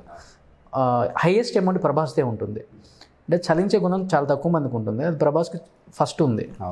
అండ్ ఆయనకి పొగడతలు ఇష్టం ఉండదు, ఆ ఇచ్చింది కూడా తక్కువ మందికే తెలుస్తుంది. కొంతమంది ఏదో మీడియా, మీరు అన్నట్లు సోషల్ మీడియాలో చూసి తెలుసుకునే వాళ్ళు ఎక్కువ మంది ఉంటారు. ఎందుకని ఆయనకి అంత ఎమోషనల్ బాండింగ్? అసలు బయట వాళ్ళని చూసినప్పుడు కానీ అలా ఏమన్నా ఫీల్ అవుతుంటారు ఎట్లా జరిగింది ఏంటి అని? అంటే ఆయన చాలా సందర్భాల్లో అన్న మాట ఏంటంటే, మన అదృష్టం కొద్దో లేదంటే మన పెద్దల ఆశీర్వాదం వలంతోనో మనం ఈరోజు ఈ స్టేజ్కి వచ్చాం. మనకు వచ్చిన దాంట్లోంచి ఎంతో కొంత సొసైటీకి ఇవ్వాలి, ఇచ్చి తీరాలి అని ఆ ఫీలింగ్. మొన్న రీసెంట్గా మీకు మనకి తెలంగాణ గవర్నమెంట్ నుంచి ఒక అటవీ ప్రాంతాన్ని కూడా ఆయన అడాప్ట్ చేసుకోవడం జరిగింది. చేసుకుని దానికి సంబంధించి కొంత ఫండ్ కూడా ఎవ్రీ ఇయర్ ఆయన ఇవ్వాలనుకుంటున్నారు. సో ఆల్మోస్ట్ నాకు తెలిసి మంచి అమౌంట్ లాస్ట్ టైం కూడా ఇచ్చారు మన అది అడాప్ట్ చేసుకున్నాం. ఫస్ట్ టైం చూస్తున్నా డే 1 నుంచి ఉదుద్ కావచ్చు, మన కరోనా టైం కావచ్చు. ఆయనకి అంటే ఈవెన్ ఏదైనా ప్రకృతి వైపరీత్యాలు జరిగినప్పుడు రియాక్ట్ అవుతారు. అండ్ అగైన్ దీన్ని కూడా అంటే నేచర్ను కూడా బాగా లవ్ చేసే వ్యక్తి అండి. ఆయనకి చాలా ఇష్టం నేచర్ అంటే. నేచర్లో ఉన్న వైల్డ్ యానిమల్స్ కాడి నుంచి కానీ లేదంటే ఇవన్నిటిని కాపాడాలంటారు ఆయన. అంటే దేన్ని మనం భూమి మీద మనం నాశనం చేసే హక్కు మనకు లేదు, ఎందుకంటే మనం కూడా అందులో పార్ట్ అంతే. సో మనం దాన్ని నాశనం చేసే హక్కు అసలు లేదు. ఈవెన్ ఆయన గెస్ట్ హౌస్లో కూడా మొక్కలు చెట్లు ఏదన్నా పెరిగిందాన్ని కొట్టడానికి అంత తొందరగా ఒప్పుకోరు ఆయన. దాన్ని కొట్టొద్దు, దాన్ని మన ల్యాండ్స్కేప్లోకి ఎలా అందంగా తెచ్చుకోవాలో ఆలోచించండి అంటారు. సో అదొక వెరీ, నాకు బయట తెలుసో తెలుసు, ఫ్యాన్స్ చాలామందికి తెలుసులేండి. ఆయన నేచర్ లవర్, చాలా నేచర్ అంటే చాలా ఇష్టం ఆయనకి. హాలిడే స్పాట్స్ కూడా ఆయనకి బాగా ఏదో బ్యాంగ్ అయిపోయే హాలిడే స్పాట్స్ కన్నా కూడా నేచర్లో మమేకమయ్యే హాలిడే స్పాట్స్ అంటే చాలా ఇష్టం. ఒక్కొక్క మూవీలో ఒక్కొక్క డిఫరెంట్ క్యారెక్టర్ మీరు కూడా వేస్తున్నారు. సో ఈ 20 yearsలో మీ ఇద్దరు ఒకే యాక్టింగ్ ఇన్స్టిట్యూట్ నుంచి వచ్చారు కాబట్టి తన దగ్గర నుంచి మీరేం తెలుసుకున్నారు ఇంటర్నేషనల్ స్టార్ అయిన తర్వాత, లేకపోతే మీ దగ్గర నుంచి తనేం తెలుసుకున్నాడు? ప్రొఫెషనల్గా కానీ పర్సనల్గా కానీ ప్రభాస్ మీకు ఎలాంటి హెల్ప్ ఉందా? నేను చెప్పాను కదండి, తన దగ్గర నుంచి నేను నేర్చుకున్నది చాలా ఉంది. ఆయన వెళ్ళిన ప్రతిసారి నేను ఏదో ఒక మ్యాటర్లో ఎక్కడో చోట ఇన్స్పైర్ అయ్యే వస్తాను. నేను ఇందాక ముందు చెప్పినట్టుగా ఆయన నా ఇన్స్పిరేషను, నా మెంటర్, నాకు ఒక గాడ్ ఫాదర్, ఇవన్నీ నేను అనుకుంటా. ఎందుకంటే ప్రతిసారి మేము మాట్లాడుకున్న సందర్భాల్లో చాలా తక్కువ అంటే వేరే విషయాలు ఉంటాయండి. ఎలా బిహేవ్ చేయాలి, ఎలా హ్యాండిల్ చేయాలి, ఎలా మేనేజ్ చేయాలి, ఈ విషయాలన్నీ ఆయన నాకు ఎప్పుడు చెప్తూ ఉంటారు. నేను ఒక కంపెనీని ఇప్పుడు రన్ చేస్తున్నాను. ఆయన దగ్గర నుంచి ఏదన్నా ఒక వ్యక్తి తప్పు చేసినప్పుడు మనం వాళ్ళని ఇట్లా మేనేజ్ చేయొచ్చు, లేదా ఇలా మాట్లాడాలి వాళ్ళతో, లేదంటే ఒక టఫ్ సిచ్యువేషన్ వచ్చినప్పుడు ఇలా హ్యాండిల్ చేయాలి. ఆయన చాలాసార్లు చెప్పారు. అంటే ఒక టఫ్ సిచ్యువేషన్ వచ్చినప్పుడు ఏ రకంగా హ్యాండిల్ చేయొచ్చు, ఏదంటే ఒక వ్యక్తి మన తప్పు చేస్తున్నాడని నాకు తెలిసిన తర్వాత అతన్ని ఏ రకంగా మందలించవచ్చు, ఇవన్నీ కూడా ఆయన దగ్గర నేర్చుకున్న విషయాలు నేను. సో ప్రొఫెషనల్గా అంటే తన సినిమాలలో ఖచ్చితంగా మీకు ఒక రోల్ ఉంటుంది. వేరే సినిమాలకు కూడా ఏమైనా రిఫర్ చేస్తారా? అంటే ఆయన రికమెండ్ చేయడానికి పెద్దగా ఇష్టపడరండి. అంటే ఆయనే మామూలుగానే ఒక చోట ఎవరిని అడిగే వ్యక్తిత్వం కానీ లేదంటే ఒక మాట ఇది వ్యక్తిత్వం అది కాదు. ఆయనకు తోచిన ఇదిలో చెప్పే ఇది చేస్తారు తప్ప బయట రికమెండ్ చేస్తే అది తత్వం కాదు అది. అంటే ఆయన కోసం అడగరు, నా అనే మనిషి కోసం కూడా అడగరు. ఓకే, ఎందుకంటే నేను ఆయన మనిషిని కాబట్టి ఆ ఫేవరెట్ అయితే ఆయన అడిగినట్టే. సో అట్లా నాకు కూడా ఇష్టం ఉండదు. ఆయన చెయ్యి అక్కడ కింద ఉండడం నాకు కూడా ఇష్టం ఉండదు. సూపర్. ఆయన చెయ్యి ఎప్పుడు ఇలానే ఉంటుందా అలాగే బాహుబలి? అవును. సో సొసైటీలోనే ఏదైనా ఇన్సిడెంట్ జరిగితే వెంటనే రియాక్ట్ అయ్యే ప్రభాస్, అలాంటిది మీకు మీలాంటి ఫ్రెండ్స్కి అండ్ 20 years నుంచి హార్డ్ కోర్ ఫ్రెండ్స్ అనుకోవచ్చు, హార్డ్ కోర్ ఫ్యాన్ అనుకోవచ్చు మీరు. అవునండి. సో మీకు ఏదైనా పర్సనల్ లైఫ్లో ప్రాబ్లం ఉంది యాజ్ ఏ ఫైనాన్షియల్గా కావచ్చు, ఫ్యామిలీ సపోర్ట్ కావచ్చు, ఇలాంటి ఏమన్నా వచ్చినప్పుడు తనతో చెప్తారా, లేకపోతే తను ఏమైనా సపోర్ట్ చేస్తుంటారా మీకు? లక్కీగా ఆయన ఎప్పుడూ ఒక మాట అంటారండి, రే ఏ ప్రాబ్లం వచ్చినా నన్ను మర్చిపోద్దు అంటే, నేను అనే మాట ఏంటంటే ఆ సందర్భం రాకూడదని కోరుకుంటున్నాను నేను అంటుంటా. ఓకే, మీ 25 గ్రూప్ ఎవరైనా కానీ ఆ సందర్భం అరే చెప్పేది ఏంట్రా, రాకూడదని నేను కోరుకుంటున్నాను, బట్ వస్తే నేనున్నాను అన్న మాట మాత్రం ఎప్పుడు చెప్తారు. ఓకే, బట్ అటు ఈ 20 years నుంచి ఆ ప్రాబ్లం అయితే రాలేదండి, రాలేదు, ఎప్పుడు రాలేదు. సో అందుకని సస్టైన్ అవుతుంది అనమాట గట్టిగా. సో మీ 25 మెంబర్స్కే తెలుసండి ప్రభాస్ అసలు ఎప్పుడు పెళ్లి చేసుకోబోతున్నాడు. మీరు అందరూ అడుగుతుంటారు కాబట్టి గ్రూప్ ఫామ్ అయినప్పుడు అసలు ప్రభాస్ పెళ్ళి ఎప్పుడు అంటే ఏమన్నా చర్చిస్తాడా మీతో, టీంతో? డెఫినెట్గా మా అందరికీ అంటే పేరెంట్స్ కన్నా, వెల్ విషెస్ కన్నా, క్లోజ్ రిలేషన్స్ కన్నా ఎక్కువ ఫ్రెండ్స్ దగ్గర షేర్ చేసుకుంటాం ఏదైనా కానీ. మా 25 మందికి లేదా మా 30 మందికి కూడా ఆయన పెళ్లి చూడాలని కోరికే ఉంది. బట్ అది ఎప్పుడు అనేది ఆయనే చెప్పాలి, ఎందుకంటే అది వెరీ వెరీ పర్సనల్ కాబట్టి మా అందరికీ కోరిక. అందరూ కామెంట్ చేసుకుంటూ ఉంటారు కదా, పెళ్ళి ఎప్పుడు చేసుకుంటారు, పెళ్ళి ఎప్పుడు చేసుకుంటామని. అట్లా ఏమన్నా చెప్తుంటారా చేసుకునేది ఎప్పుడు అని? మాతో కూడా ఏం చెప్పలేదండి ఇంతవరకు, మేమందరం కూడా వెయిటింగ్ అదే. మరి అడగొచ్చు కదా మీరు టీంలో ఉన్నప్పుడు. అయితే వెరీ వెరీ పర్సనల్ క్వశ్చన్స్ మనం అడగకూడదు కదండి, కొన్ని ఏదన్నా కూడా ఒక లిమిట్స్ ఉంటాయి కదా. ఎందుకైతే ఇండస్ట్రీ నుంచి అయితే కాదు, బయటే అది కూడా తెలియదు. డెఫినెట్గా ఇంతవరకు పలానా వ్యక్తి అని లేదంటే పలానా ఇది కానీ ఇంతవరకు మాకు కూడా ఏం తెలియదు. బట్ మేమందరం ఎదురు చూస్తున్నాం ఆయన ఎప్పుడు చెప్తారా న్యూస్, ఎప్పుడు ఫ్యాన్స్ అందరితో పాటు మేము కూడా చాలా చాలా ఎదురు చూసే విషయం ఏంటి, ఎందుకంటే చాలా వరకు ఆయన కూడా మీడియా మోసేసింది ఒకప్పుడు, ప్రభాస్ అనుష్క పెళ్లి చేసుకుంటున్నారు అది ఇది అని. ఆయన చాలా మీడియాలలో చెప్పాడు ఓపెన్గా కూడా కొన్ని చోట్ల, లేదు మా ఇద్దరిది ఒక క్లోజ్ రిలేషన్, ఫ్రెండ్షిప్, బాండింగ్ ఇది. సో అంతకుమించి వేరే అర్థం చేసుకుంటే అది మీ ఇష్టం అని చెప్పి కూడా ఓపెన్గా చెప్పాడు. అలాంటి అసలు ఉందా ఏమన్నా? అది ఏమీ లేదండి, ఇవన్నీ కూడా బయట కాస్త బజ్ క్రియేట్ చేసుకోవడం కోసం, జనాలను ఎంటర్టైనింగ్ కోసం కొన్ని మీడియాస్ లేదంటే అలాంటివి ఏదో చేసుకునేవి తప్ప అక్కడైతే ఏం లేదు.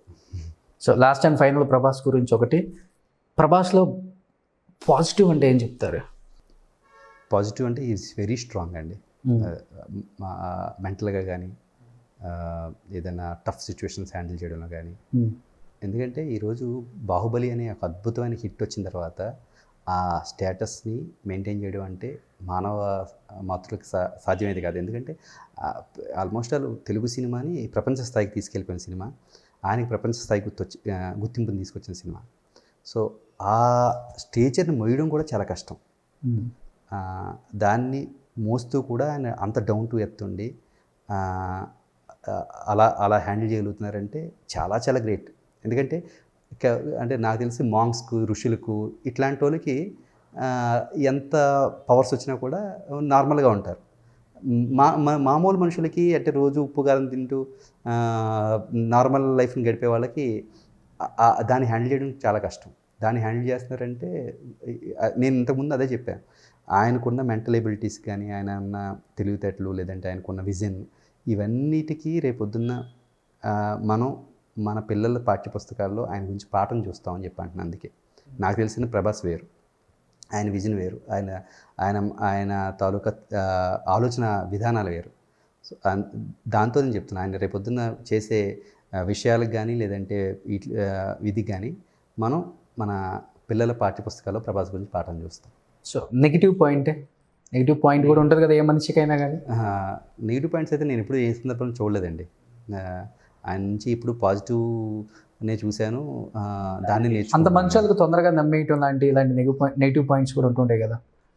ఆయన పర్సన్ చూసి ఆ పర్సన్ ఏంటి అని ఇది చేసే ఇది ఉందండి ఆయన దగ్గర. అంటే ఒక 1 hour 2 hours స్పెండ్ చేస్తే మనం ఏంటో ఆయన తెలిసిపోద్ది. ఓకే, సో నెగిటివ్ పాయింట్స్ లేవన్నమాట. సో ప్రభాస్ చూస్తారు నెగిటివ్ పాయింట్స్ చెప్పలేదు అంతే కదా. ఆఫ్కోర్స్ అనుకోండి, అలాగనుకోండి.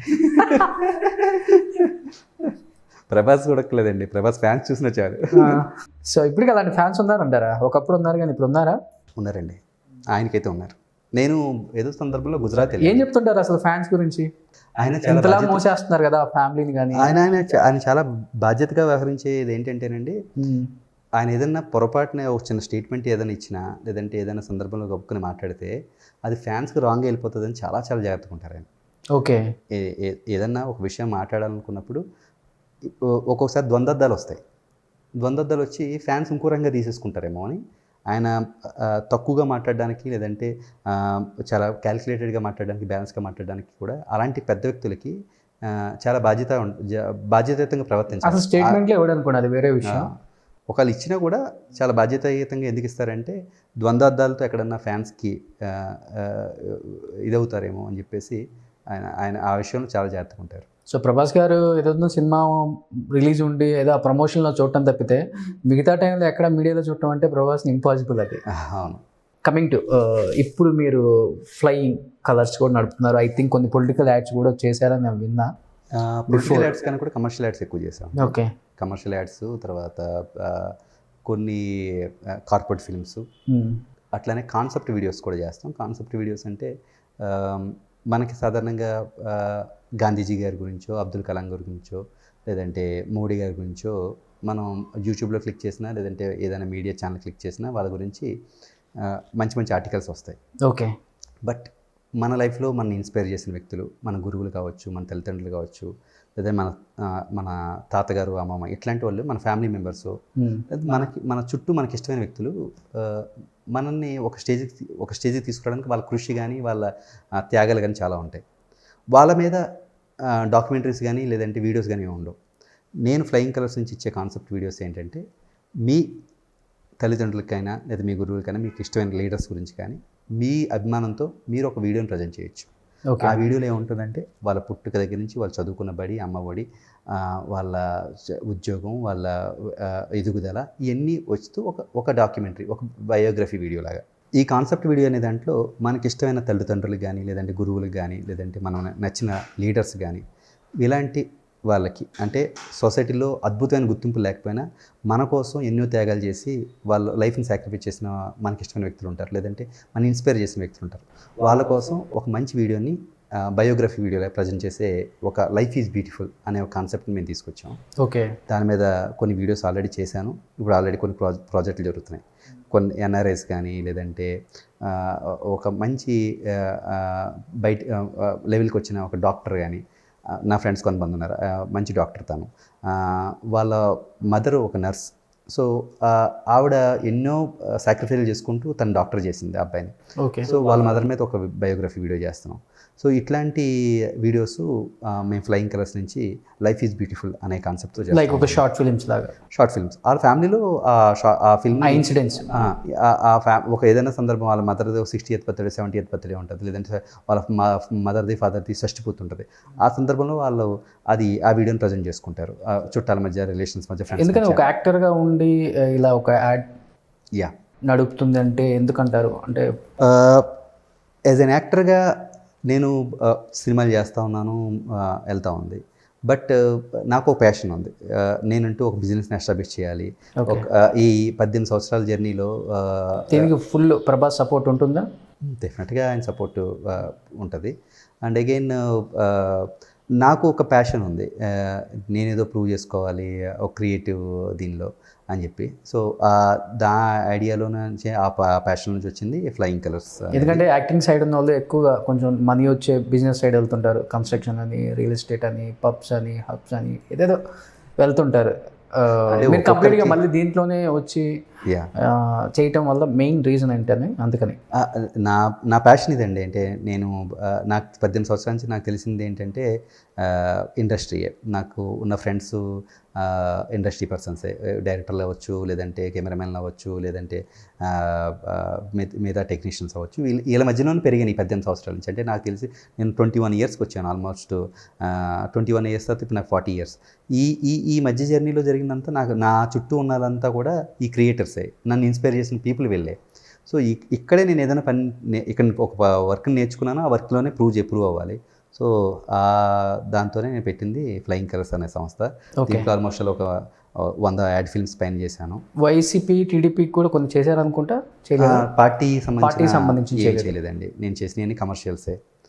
కొన్ని మొబైల్ స్టోర్స్ కావచ్చు, పెస్టిసైడ్స్ కంపెనీస్ అవ్వచ్చు, లేదంటే ఇంకా క్లాతింగ్ కైండ్ ఆఫ్ స్టోర్స్ అవ్వచ్చు, ఇట్లాంటి చాలా. ఎలా ఉంటాయి ప్రాఫిట్స్ యాడ్ ఏజెన్సీలో? ప్రాఫిట్స్ ఒకసారి నా అకౌంట్ బుక్స్ అవి తీసుకొచ్చి మీకు చూపిస్తాను, అప్పుడు మాట్లాడతాను. ఓకే, సో డెఫినెట్గా. So are you happy? I'm very much happy. Then okay, no need. So ఇది ఒక పార్ట్ టైం అండ్ ఫైనాన్షియల్గా కూడా ఎస్టాబ్లిష్ అవ్వచ్చు.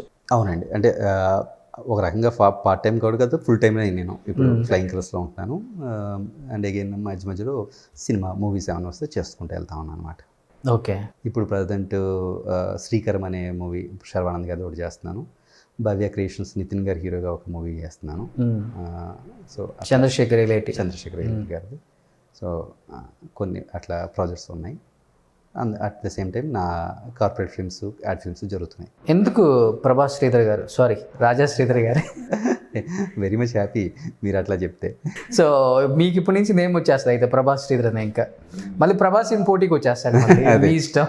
అదే రెండిట్లో శ్రీ ఉన్నాయి, శ్రీను శ్రీధర్, మీరు ఎవరు పిలుస్తున్నారో అర్థం కాదు. అదే ప్రభాస్ శ్రీధర్ వచ్చేస్తుంది ఇంకా. సో ప్రభాస్ శ్రీధర్ గారు చెప్పండి. సో ఆల్మోస్ట్ అందరూ పెద్ద పెద్ద హీరోలతో కూడా వర్క్ చేసి ఉన్నారు, 1 or 2 తప్ప. లైక్ వెంకటేష్ గారితో కావచ్చు, జూనియర్ ఎన్టీఆర్ కావచ్చు, అన్ని పెద్ద పెద్ద. ఇది ఇంకా ఆడవారి మాటలకు అర్థాలే వేయలేదు. వెంకటేష్ ఫ్రెండ్ కూడా. సో ఎలా ఉంటుంది విక్టరీ వెంకటేష్తో? ఆయన ప్రతి షూటింగ్లో ఒక మెమరబుల్ మూమెంట్, ఒక ఇన్స్పిరేషనల్ స్టోరీ, ఒక మోటివేషన్ అయితే తప్పకుండా ఉంటుంది ఈ ఫీల్డ్లో. అయితే ఒక సందర్భం చెప్తా మీకు. నేను అప్పుడు నానక్రామగూడ స్టూడియోలో మేకప్ రూమ్లో నుంచి షార్ట్లోకి వెళ్తున్నానండి, సెట్లోకి వెళ్తున్నాను. సెట్లోకి వెళ్తుంటే నార్మల్గా నా రేంజ్కి ఎవరన్నా తెలిసిన వాళ్ళు hi sir, good morning sir అంటుంటారు. ఆ రోజు ఎందుకో నేను మేకప్ నుంచి సెట్లోకి వెళ్తుంటే సెట్ అంతా నిలబడి నాకు గుడ్ మార్నింగ్ చెప్తుంది. Good morning sir, good morning sir, good morning అని వెళ్తున్నాను. మొత్తం అందరూ ఎంత మర్యాద ఇచ్చేస్తున్నారు. ఏదన్నా అసిస్టెంట్ డైరెక్టరో లేదంటే తెలిసిన ఒకరిద్దరు గుడ్ మార్నింగ్ చెప్తారు, కామన్గా అది ఉంటుంది. సెట్ అంతా లేచి గుడ్ మార్నింగ్ చెప్తుంది అంటే నాకు అర్థం కాలే. అలా నడుచుకుంటేనే చాలా హుందాగా గుడ్ మార్నింగ్ అనుకుంటే వెళ్ళిపోతున్నాను. వెళ్ళిపోయిన తర్వాత సెట్లోకి ఎంటర్ అయిన తర్వాత ఒక చెయ్య నన్ను ఇలా అంది వెనక నుంచి. వెనక్కి తిరిగి చూస్తే వెంకటేష్ గారు మేకప్ మ్యాన్ రాఘవ్ గారు. ఓకే. ఆ రాఘవ్ గారు వెనకాల చూస్తే వెంకటేష్ గారు ఉన్నారు. ఎంతసేపు వెంకటేష్ గారు వస్తున్నారు, వెంకటేష్ గారికి వస్తున్న గుడ్ మార్నింగ్లు అయ్యి నేను ముందు నడుస్తుంటే వెంకటేష్ గారు వస్తున్న విషయం నాకు తెలియదు. ఓకే. ఆ గుడ్ మార్నింగ్ నా ఏమనుకుని గుడ్ మార్నింగ్ చెప్పుకుంటున్నాను. వెంకటేష్ గారు పక్కన ఈయన రాఘవ్ గారు ఉంటారు ఇప్పుడు. ఓకే. ఆయన ఇక లాస్ట్లో నేను ఆయనకు అడ్డొస్తున్నానని చెప్పి అప్పుడు అన్నారు.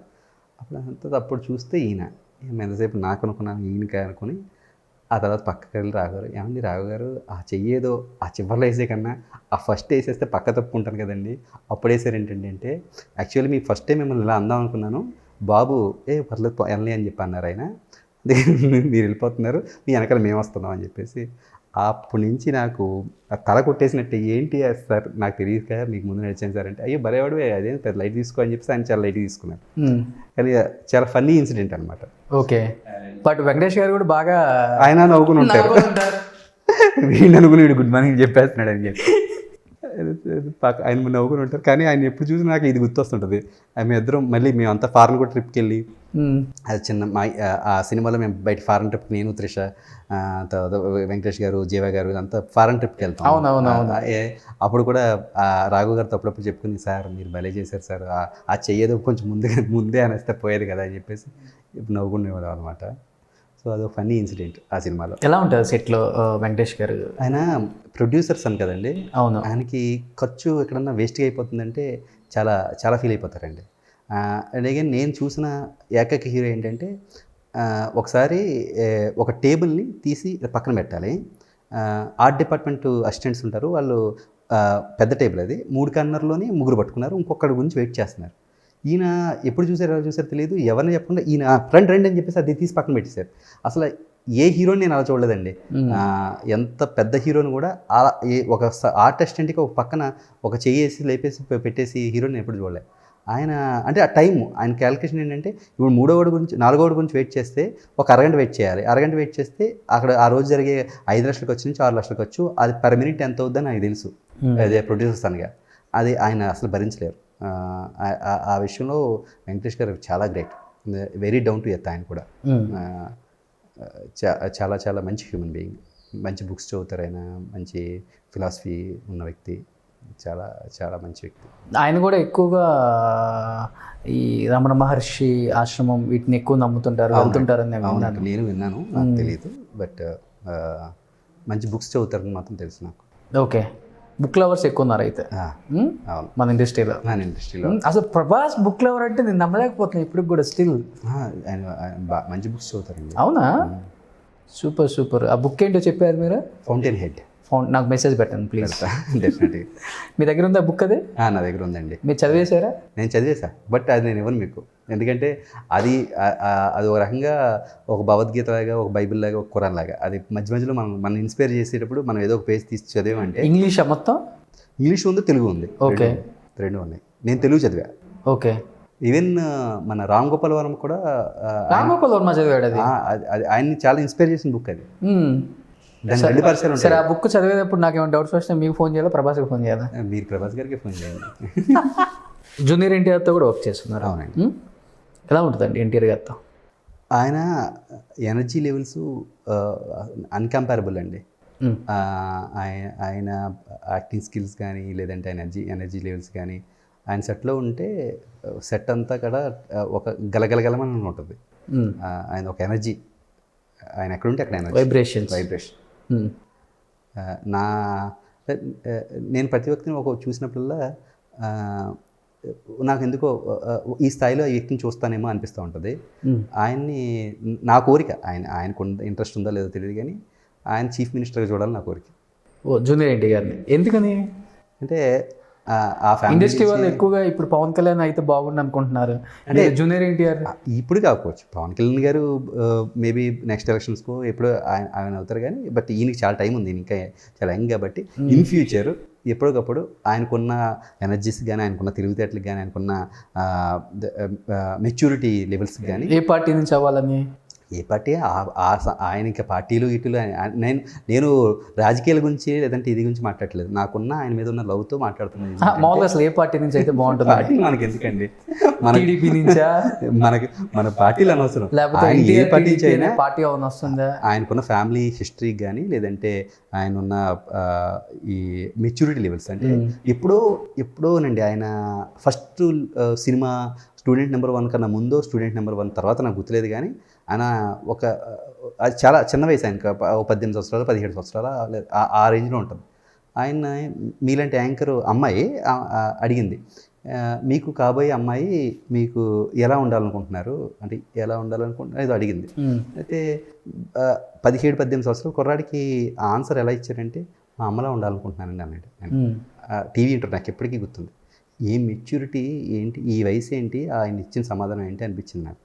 సో ఆ కైండ్ ఆఫ్ మెచ్యూరిటీస్ కానీ, ఆయనకి ప్రపంచం మీద ఆయనకున్న నాలెడ్జ్ లేదంటే ఇది కానీ నాకు చాలా ఇష్టం. అందుకని తనతో బాగా గుర్తుండిపోయిన మెమరబుల్ మూమెంట్ ఏమైనా గుర్తుందా మీకు షూట్లో? అంటే మేము పోలిస్తే ఇప్పుడు ప్రభాస్ గారి కాంపౌండ్లో అయితే మేము ఫ్రెండ్స్ కాబట్టి ఆ క్లోజ్నెస్ అయి ఉంటాయి. యాజ్ యాక్టర్గా చిన్న యాక్టర్ నేను. చిన్న యాక్టర్ పెద్ద యాక్టర్ ఉండదండి యాక్టర్స్ దగ్గర అస్సలకి. అదే కాదండి, అంటే నేను చెప్పేది ఏంటంటే అంత క్లోజ్ అసోసియేట్స్ కాదు మేము. చూసినంతలో హీరో అంటే ఆ ఎనర్జీ కానీ, ఆయనకుండే ఆ చర్చమే కానీ ఆయన చూసి మేము వండర్ అవుతూ ఉంటాం. మీ 25 బ్యాచ్ ఎప్పుడైనా యాడ్ అయ్యారా ఆయన? ఎలాగండి? ఎన్టీఆర్ గారు ఎప్పుడైనా యాడ్ అయ్యారా మీ పికాక్ గ్రూప్లో? ఈ పికాక్స్ గ్రూప్స్ అని కదా, ఆ గ్రూప్లో పార్టీ ఉన్నప్పుడు ఎప్పుడైనా యాడ్ అయ్యారా అంటున్నా.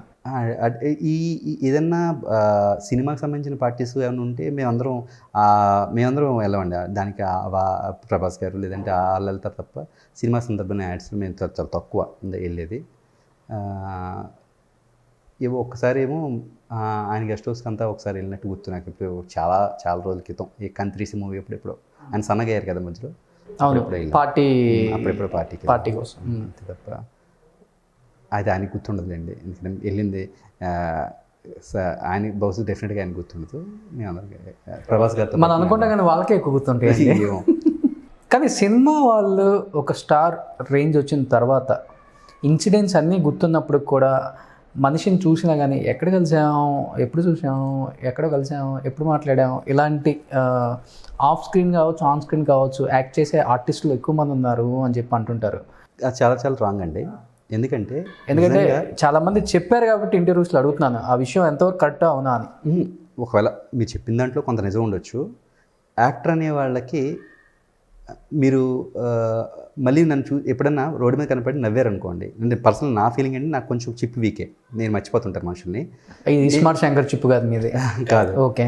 అయితే ఇతను నన్ను చూసి ఎవరో నవ్వుతూ ఉంటారు. ఇతను నన్ను యాక్టర్ని గుర్తుపట్టినవాడా, లేదా ఇతను నాకు పరిచయస్తుడా, లేదంటే మనం ఇతనితో ఏమైనా కలిసి పనిచేసామన్నది నాకు గుర్తురాదు. ఈవెన్ వైఎస్ రాజశేఖర రెడ్డి గారు అంటే ఎంత చిన్న లీడర్ వచ్చినా కూడా పేరు పెట్టి పలకరిస్తారు. ఆయనకి అంత మెమొరీ ఉంది. ఆ మెమొరీ అందరికీ కొన్ని వేల పేర్లు గుర్తుంటాయి, వేల పేర్లు గుర్తుంటాయంట. అలాగే ఎన్టీ రామారావు గారికి కూడా అంత మెమొరీ ఉంది. అలాగే ప్రతి ఒక్కరికి ఉండదండి. మెయిన్ యాక్టర్స్కి పాపం మెయిన్ పెద్ద ప్రాబ్లం ఏంటంటే ఆ వ్యక్తి నవ్విన తర్వాత అతను యాక్టర్ని గుర్తుపెట్టినవాడా, లేదంటే కలిసి పనిచేసే వాళ్ళని గుర్తుపెట్టినవాడా అన్నది గుర్తురాదు. సో ప్రతి ఒక్కరికి అని చెప్పేసి వెళ్ళిపోతూ ఉంటారు వాళ్ళు. అది మీకు అదేంటి మనం అంత పెద్ద ఇంటర్వ్యూ తీసుకున్నాం, రోజు ఒక 2 hours గడిపాము, ఈరోజు మర్చిపోయినట్టుగా నటిస్తాడు ఏంటంటే పాపం మర్చిపోతాడు. అతను కొన్ని వందల ఇంటర్వ్యూలు ఇచ్చి ఉంటాడు, లేదంటే కొన్ని వందల మంది వర్క్ చేసి ఉంటాడు. సడన్గా అతను అసిస్టెంట్ డైరెక్టరా, కో డైరెక్టరా, కాస్ట్యూమరా, మేకప్ మ్యానా, లేదంటే ఏదైనా డ్యాన్సరా, ఫైటరా, ఏం గుర్తురాదు. ఫ్లోలో వర్క్ చేసుకుంటూ వెళ్ళిపోతారు. కాబట్టి కొంతమంది మెమొరీ బాగున్న వాళ్ళకైతే డెఫినెట్గా పేరుతో సహా గుర్తుపడతారు. ఆ సందర్భాలు ఉంటాయి. అన్ని వేళ ఆ స్టేట్మెంట్ కరెక్ట్ కాదని నా ఉద్దేశం. సో మీకు బాగా ఇప్పుడు దాదాపు 100 movies వర్క్ చేశారు కదా, మీకు చాలా కంఫర్టబుల్, కన్వీనియంట్ అండ్ రోల్ కూడా చాలా మంచిది, సినిమాకి నేను అనుకున్న రోల్ ఇది అనిపించిన రోల్స్ ఏమైనా ఉన్నాయా ఇప్పటి వరకు? నేను ఆ సినిమా సరిగ్గా ఆడలేదు కానండి. మారు అనే సినిమా నితిన్తో చేశానండి. ఓకే. దాంట్లో డ్రగ్ అడిక్ట్ క్యారెక్టర్ చేశాను అనమాట. అది ఆ క్యారెక్టర్స్ మీరు భలే సూట్ అవుతారు. ఆ క్యారెక్టర్ చాలా బాగా వచ్చింది. ఆ సినిమా చేసిన డైరెక్టర్ గారు సిద్దిక్ అని, ఆయన మలయాళం డైరెక్టరు. ఆయన మళ్ళీ తమిళ్లో అదే సినిమా చేశారు. మళ్ళీ ఆ క్యారెక్టర్ నన్ను తమిళ్లో కూడా తీసుకున్నారు. అక్కడ కూడా క్యారెక్టర్ నేను ప్లే చేశాను. నేను నా కెరియర్లో బెస్ట్ పర్ఫార్మెన్స్ అనుకున్న క్యారెక్టర్ అదే. ఓకే. తెలుగులో సినిమా సరిగ్గా ఆడలేదు, తమిళ్లో ప్రసన్న హీరోగా చేశారు, మన స్నేహ హస్బెండ్. సో అక్కడ కొంచెం పర్వాలేదు, బాగానే ఆడింది.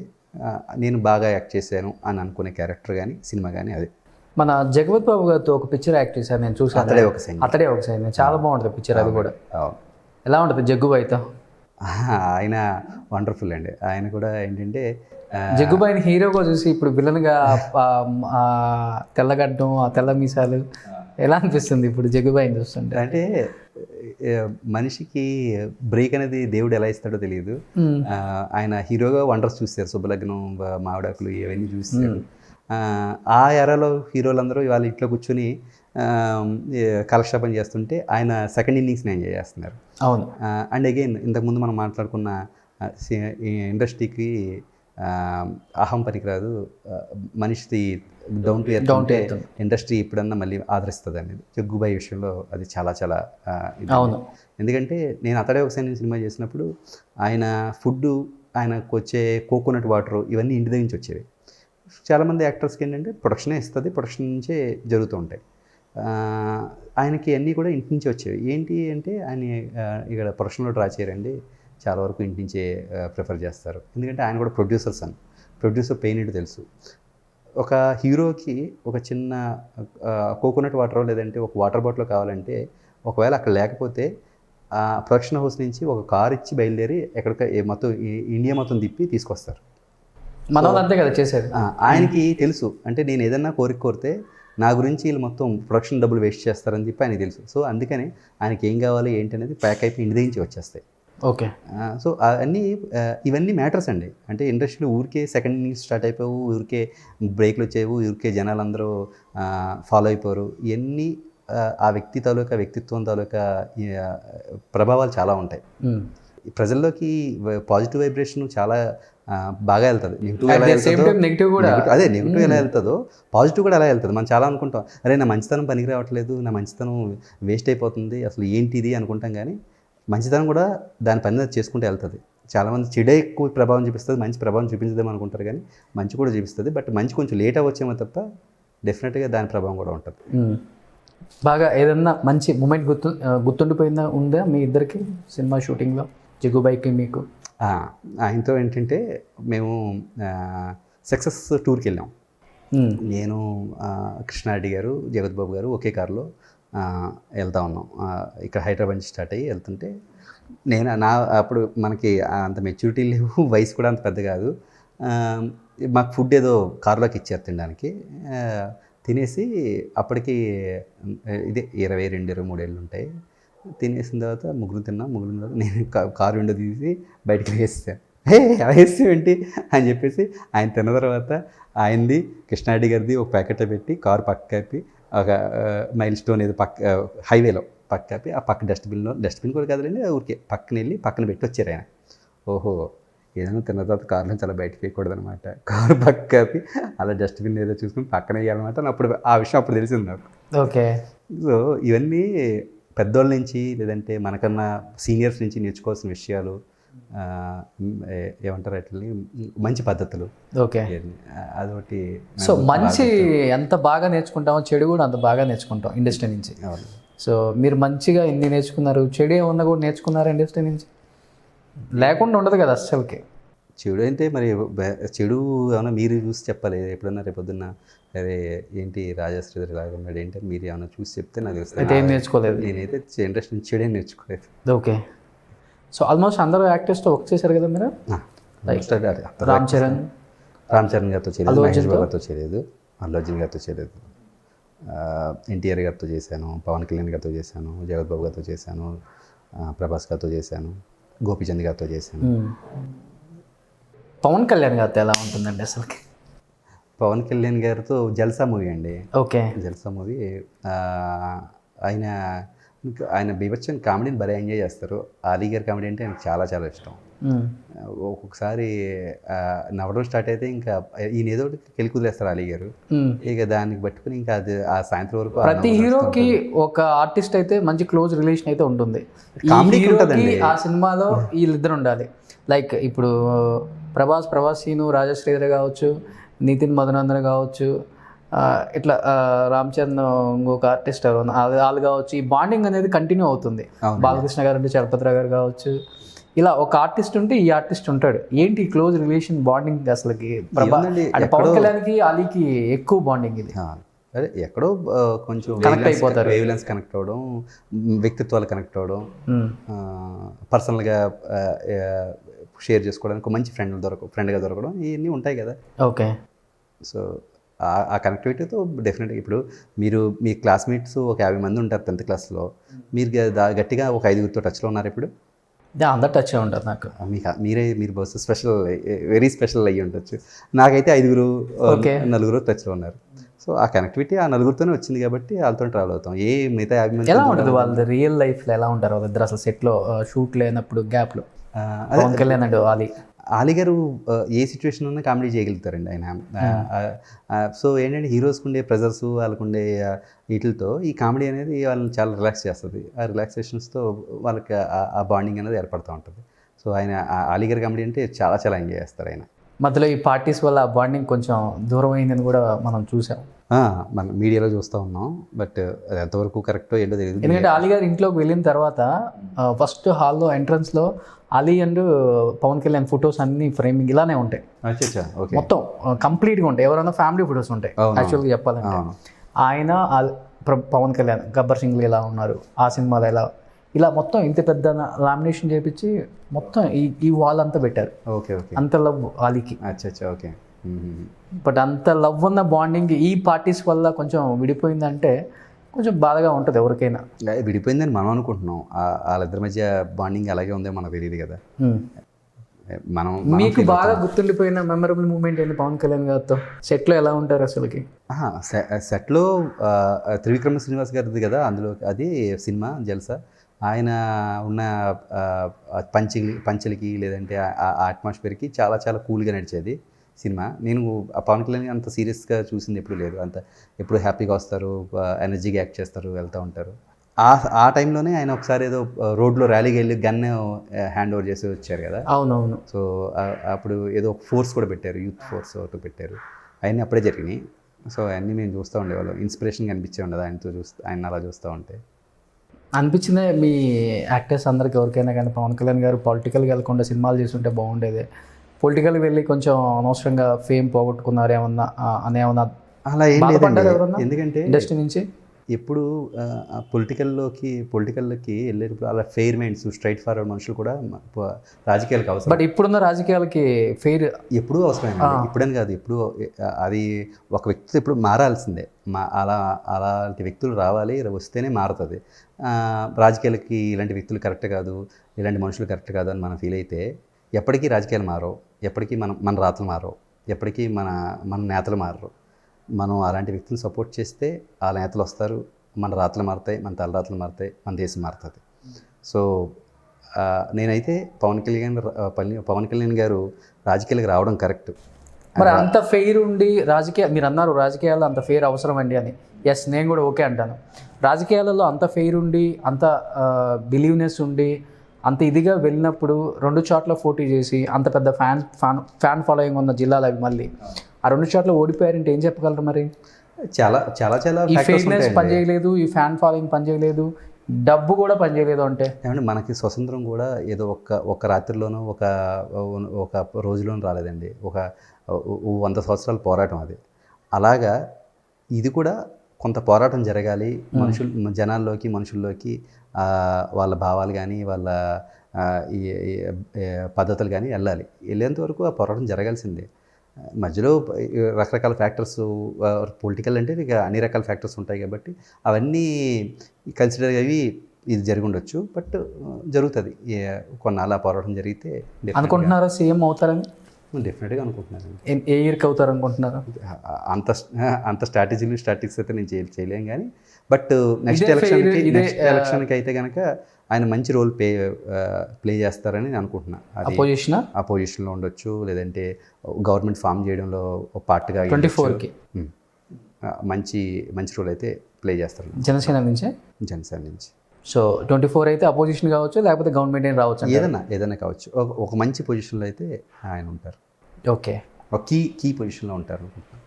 సో లాస్ట్ అండ్ ఫైనల్గా ప్రభాస్ శ్రీధర్ గారు, సో ఈ ఇంటర్వ్యూ అయిపోయిలో నేను మిమ్మల్ని ప్రభాస్ శ్రీధర్ చేసేసాను, రాజేష్ శ్రీధర్ మర్చిపోండి. ఓకేనండి. సో ఐ థింక్ ప్రభాస్ కూడా హ్యాపీ ఫీల్ అవుతారేమో, ఆయన కోపాడుకుంటే చాలు. ప్రభాస్ సీని గారు ఇంకేంటి 20 years నుంచి ఇండస్ట్రీలో అప్ అండ్ డౌన్స్ అన్నీ చూశారు. అవునండి. సో అనుకున్న గోల్ రీచ్ అవ్వకపోయాను ఇండస్ట్రీలో అనుకున్నారు ఎప్పుడన్నా? డెఫినెట్గా. ఎందుకంటే చూడటానికి బాగుంటారు, లుకింగ్ వైజ్ కానీ అంత బాగుంటారు, ఇండస్ట్రీలో అనుకున్న రోల్స్ రాలేదు. ఎందుకంటే ఎక్కడో పరభాషలను తీసుకొచ్చి ఇక్కడ రూమ్స్ వేసి ఫ్లైట్స్ వేసి యాక్టింగ్ చేపిస్తున్నారు, కానీ ఇక్కడున్న టాలెంటెడ్ పీపుల్ని పెద్దగా ఎంకరేజ్ చేయట్లేదు ఇండస్ట్రీ అనేది కూడా. అది తెలుగు ఫిలిం ఛాంబరే ఒప్పుకుంది, డైరెక్టర్స్కి ప్రొడ్యూసర్స్కి కూడా చెప్పింది ఇక్కడ ఉన్న వాళ్ళకి అవకాశం ఇవ్వండి అని కూడా. అలా ఎప్పుడన్నా ఫీల్ అవుతుంటారు మీరు? ఇంకా మారుతుందండి. ఇప్పుడు మనం చూసింది చాలా తక్కువ. సినిమా అనేది దీని రూపం మార్చేసుకుంటూ ఉందండి. ఇప్పుడు డిజిటల్కి వెళ్ళిపోయాం. ఇక ముందు యాక్టర్లకు కానీ డైరెక్టర్లకు కానీ ఎవరికైనా కానీ ఇంతకుముందు ఉన్నంత స్పాన్ ఉండదండి. అంటే 20 years, 40 years, 50 years, 100 సినిమాలు, 200 సినిమాలు, 400 సినిమాలు, ఇవన్నీ కూడా చరిత్రేఖ ఉండదు.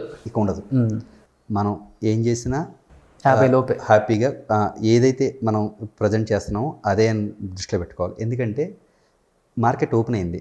అంటే ఇవాళ మీరు ఒక టెర్రరిస్ట్ క్యారెక్టర్లో మిమ్మల్ని పెట్టారనుకోండి, రేపొద్దున్న మీరు అదే టెర్రరిస్ట్ క్యారెక్టర్లో ఇంకొక సినిమాలో చేస్తే ప్రేక్షకుడు ఒప్పుకోడు, క్రియేటర్ ఒప్పుకోవట్లేదు. అంటే కొత్త యాక్టర్ని, కొత్త ఫేసుల్ని చూడడానికి జనం ఇష్టపడుతున్నారు, క్రియేటర్స్ ఇష్టపడుతున్నారు. రెగ్యులర్గా డాక్టర్ క్యారెక్టర్ అనగానే రాజా శ్రీధర్ కనపడడం, రెగ్యులర్గా పెళ్ళికొడుకు క్యారెక్టర్ అంటే రాజా శ్రీధర్ కనపడడం, ఇవన్నీ పాత ఎరా అయిపోయిందండి. అదే కమెడియన్ని, అదే క్యారెక్టర్ ఆర్టిస్ట్ని, అదే ఫాదర్ని, అదే డాక్టర్ని చూడడానికి జనాలు ఇష్టపడలేదు, క్రియేటర్స్ ఇష్టపడలేదు. పూర్తిగా మనకి ఇది ఎరా మారిపోతుంది. ఇక ఇప్పుడు వచ్చే కొత్త సినిమా లవర్స్ కానీ, లేదంటే సినిమా ఇండస్ట్రీకి రావాలనుకుంటున్న క్రియేటర్స్ కానీ, యాక్టర్స్ కానీ మైండ్ ప్రిపేర్ అవ్వాల్సింది ఏంటంటే, మనకి ఇక్కడ చాలా తక్కువ టైం ఉంటుంది. ఆ తక్కువ టైంలో మనం ఏం ప్లే చేసుకోవాలో అది ప్లే చేసుకొని నెక్స్ట్ ఆల్టర్నేటివ్ ఏం కావాలి అనేది దృష్టిలో పెట్టుకుని రావాలండి. ఓకే, ఇది జరిగే సత్యం ఇది. ఓకే, కొన్ని ఏళ్ల పాటు ఈ ఇండస్ట్రీలో మనం ఉంటాము, కొన్ని 100 సినిమాలు చేసేస్తాం అనుకున్నది చాలా రాంగ్. ఓకే, దున్నేయటం వెళ్ళిపోవటం. అంతే. సో మీరు ఇప్పటిదాకా దున్నేశారు, మళ్ళీ ఇంకొకసారి దున్నేసి రావాలని మేము కోరుకుంటున్నాం. So thank you so much Sridhar గారు. Thank you very so much. నిజంగా wonderful time with you. So నిజంగా నాకు కూడా చాలా హ్యాపీ అనిపించింది. మిమ్మల్ని ఏమన్నా రిస్క్లో పెట్టుంటే I'm very very very sorry. ఏం రిస్క్లో పెట్టే క్వశ్చన్స్ ఏం లేవులేండి. ఓకే, చాలా ఫన్నీగా వెళ్దామని అనుకున్నాను, అంటే రెగ్యులర్గా వెళ్ళే ఫ్లో కాకుండా. So people they want to know industry అనేది ఎలా ఉంటుంది, ఇండస్ట్రీలో ఫ్రెండ్స్ బాండింగ్ అనేది ఎలా ఉంటుంది. సో ఈ టైంలో కొంచెం ఇంట్లోనే ఉంటున్నారు కాబట్టి పీపుల్ దే విల్ వాచ్. అవునండి. సో డెఫినెట్గా చాలా తెలుసుకుంటారు ఈ ఇంటర్వ్యూ వల్ల నేను అనుకుంటున్నాను. Thank you so much. Thank you అండి. Once again thank you sir. Thank you.